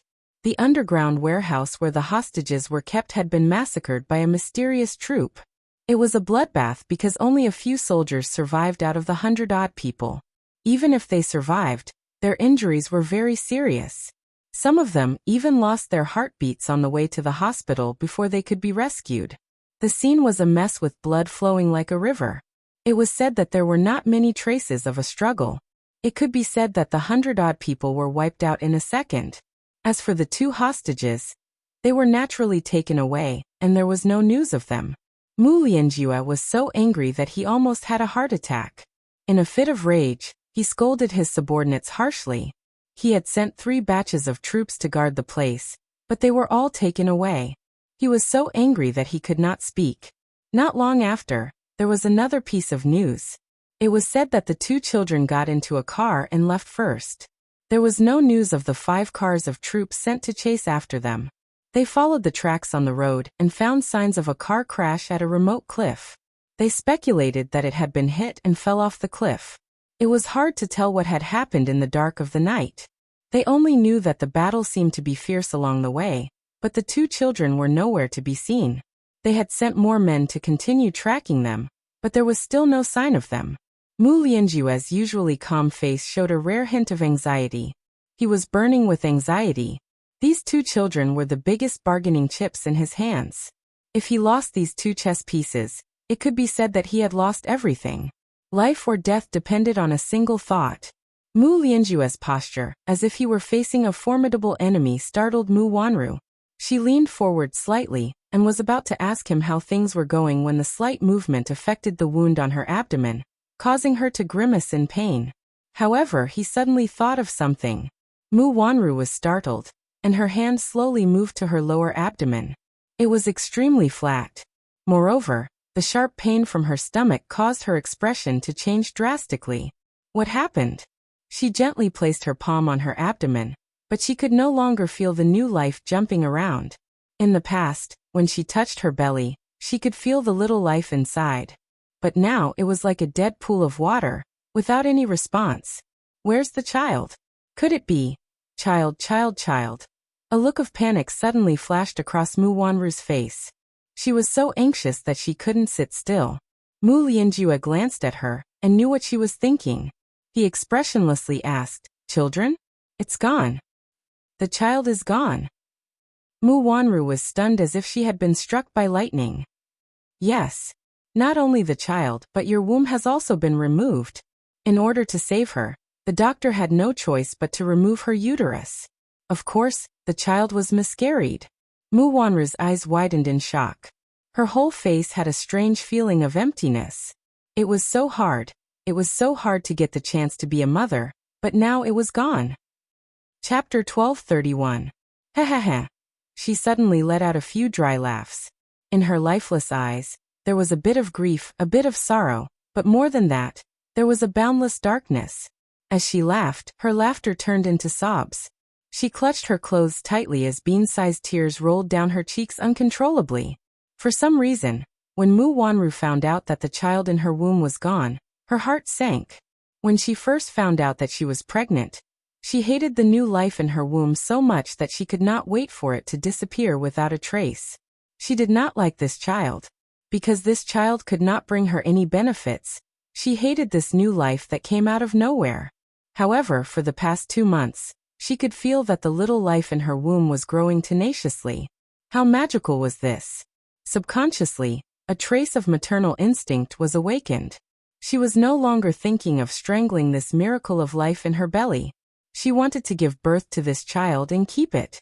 She wanted to keep her and Aaron's bloodline and raise them. At that time, she suddenly realized that she more or less had some feelings for Aaron. At least, after Aaron was assassinated by Mu Lianjue. She hid under the blanket and cried bitterly for a few nights because of this matter.